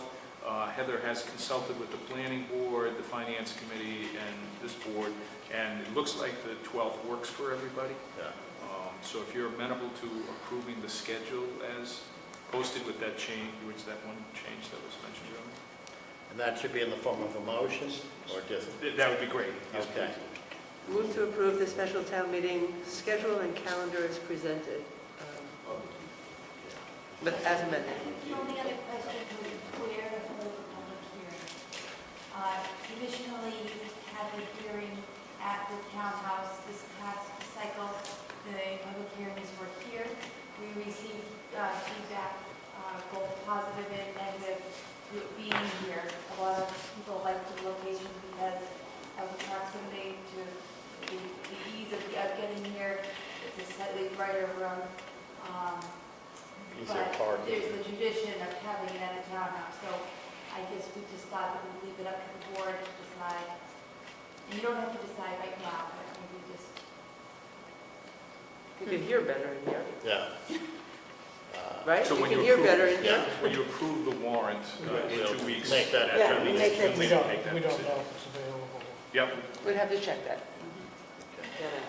Diane Archer, Yeah. 57 Sudbury Road, speaking for myself. I'm just a little confused. So Friday is the 10th, and then we were talking about the town council to review the warrant articles Wednesday, August 10th. Something's wrong with the calendar on this. Friday, that it should be. No, but this says Wednesday. It Yeah, says so- Wednesday. I mean, I just But think it's if you're going to vote on it. August 10th is a Some Friday. clarity on that, yes. Yeah. And do you need an extra day for your town council review? Or do you just change Wednesday and make it Friday? Do you see what I mean? Yeah. You work 24/7. You are, Meaning you're supersonic, aren't you? what do we mean? Well, you can't review them the Wednesday. day that we're The closing. 22nd. No, we have the date wrong.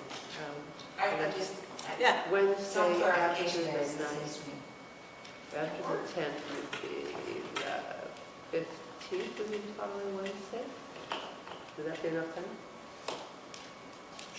So if we close the warrant on the 10th at 4, with the 15th, 3 days later, 2 days later, would that were Monday, Tuesday, it said, we had originally scheduled a Wednesday meeting after it closed on the 9th, scheduled, we had the date wrong. But if we were shooting for some time, like the weekend, to review it, I would very much appreciate having those couple of days, but Yes. if the warrant closes on Friday, it's the Wednesday, the following Wednesday, the 15th, works for you?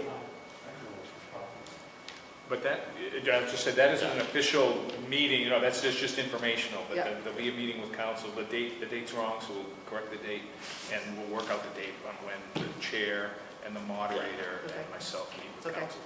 It's somewhere. Can I get a clarification that the schedule that was handed out at the finance committee shows that the review with the town council would occur on Wednesday, August 22nd, which is quite a lot of time. It was updated, I'm sorry. yeah. Okay, so you really want to have really the next, the following Wednesday. Okay, all right, that's fine. We're just focusing over here, I'm sorry. Yeah, okay. All right, It's all in flux. all right. Does that cover the ground? Clear as mud, but it covers the ground. I think that's it. I guess we're ready for public comment. If there's any further, Do we need to adopt the schedule? Well, We just particularly did. said We the did. hearing is the Yeah. most important thing, is to determine the date of the hearing. Public comments. The meeting with town council is not so critical. yeah. Public comments, going once, twice. Excellent. Okay, think the public's already commented a fair amount tonight, so we're ready for the liaison reports. Linda, do you want to begin? Let's see, I've had 3 different meetings since our last select board meeting. The planning board heard the plan, long-range plan, and also began work on their goal discussion for the year. CPC received members and reviewed all their open projects and trying to determine the current status of where they are in terms of completion. And Concord Housing Authority met and basically had closing of business on small capital improvement projects. I attended the Hugh Cardinal Trust Committee. They continue with their work, and I think the continuing issue of trying to deal with what they anticipate to be growing needs for support for some of our citizens. And I know we talked about a little bit last time, but the issue was raised about the charge of the trustees of town donation committee, and that's meeting tomorrow. And you're going. I plan to. You're welcome to join me. So that's fine. It's the only meeting I have. From the NRC, the only piece of focus that I think that we haven't really discussed as a board that's been on their radar is the clarity, the fact that they're looking to provide better clarity to applicants on the definition, both the definition of a structure, but also on the more clear path for applicants to request approval to work within the 50-foot no-build zone, similar to the waiver provision for work in the 25-foot no-disturb zone. Given that the 50-foot no-build zone is a no-build, they want to make sure that there's an understanding that hurdle is high for a reason, and that while a deck or a patio may seem like a small incursion, it's a slippery slope. So you know, a little piece is often too much. And I think that's, you know, based on the meetings I've been at, there's always going to be a challenge there from folks who want that little piece of real estate, even though it's a corner. And it's a hard place to be the deciding, you know, the commission, and that's why they're seeking to increase the public's understanding of their position on it. Alice and I had the pleasure. It was fabulous to attend the welcoming home, ceremonial and actual welcoming home of the newest Hanscom Heroes. Yeah. Right. I was trying to remember exactly the term of art at Hanscom, and it was good. It was really lovely. It was lovely to see who was there. It was lovely to see who was honored. And it is a community that, you know, when it embraces its own, it's just wonderful to have the privilege of being a part of it. I should add, since you mentioned Hanscom, I think I did last time, that August 2nd is the change of command at Hanscom. Colonel Hunt is leaving, so. And this was his last, we got to march with him one last time around the base. It was great. So, before he retires to the Midwest. Yes, exactly. The upper Midwest. Yes, the upper Midwest. So I attended the Concord Public Works Commission.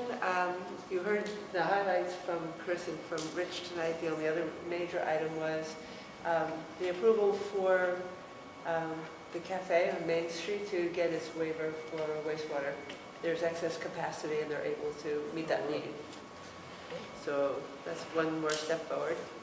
I also attended the planning board meeting where we heard the same presentation, very well done, and very well versed in the Envision Concord, but also discussed were their goals, and they're anxious for us to provide goals too, to help them frame their goals. So there's a lot of back and forth as the committees determine their own goals that be in line with our goals. So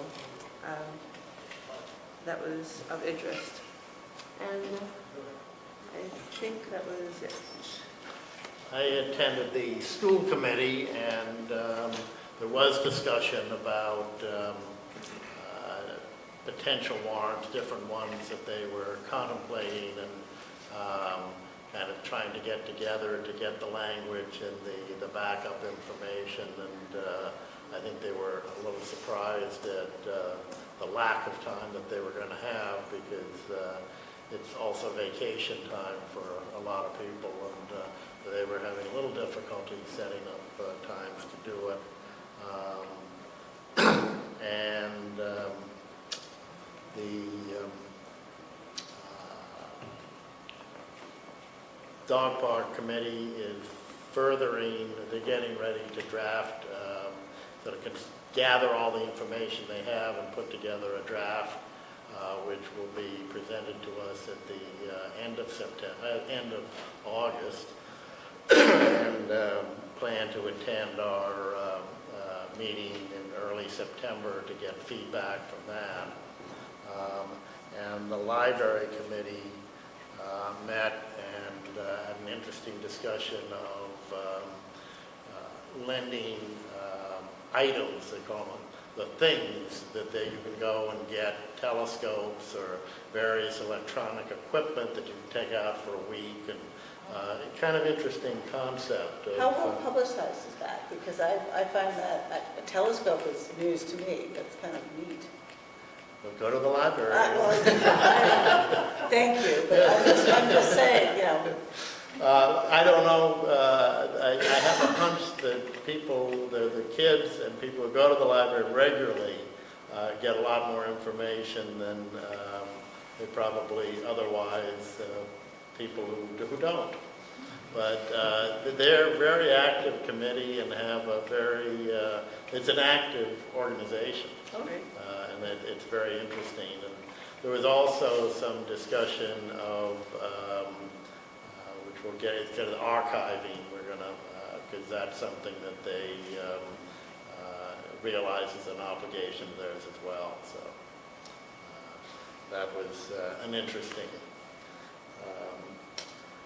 So I guess we're now, unless miscellaneous correspondence, anybody have anything?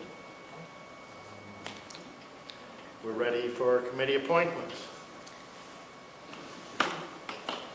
Let's see.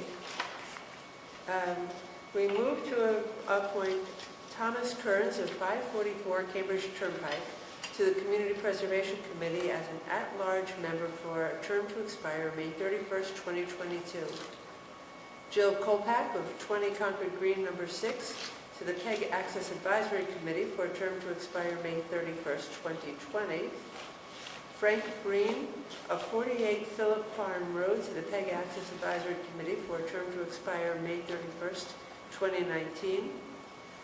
Judith Zombrecker of 402 Border Road to the Community Preservation Committee as a Natural Resources Commission designee for a term to expire May 31st, 2020. Second. All those in favor? Aye. Thank you. We have to move to confirm the town manager appointment of Judith Zombrecker, 402 Border Road, to the Natural Resources Commission for a term to expire May 31st, 2020. Second, but I will note it's a reappointment. It's a reappointment. Thank All you. those in favor? Aye. Aye. Let's see. We're also ready to appoint election officials. I move to appoint the election officials for the town clerk's memo of July 30th, 2018. Do you need to read those names or not? No, I think we don't have to. There's, what is it, 63 names? Yep. Second. All those in favor? Aye. With thanks. Fair call. Thank you. And now, I think we're ready to adjourn to executive session for the purposes of discussing litigation, the W.R. Grace Estabrook Road and Nagon Pond, and to reconvene in open session to consider approval of the W.R. Grace settlement agreement. The executive session is needed to protect strategy discussions affecting litigation on the stated matters. Is there a second on that? Second. We'll do that individually. Aye. Aye. Aye. Aye. Aye. Thank you all. You're welcome to rejoin us if you'd like. It will be brief.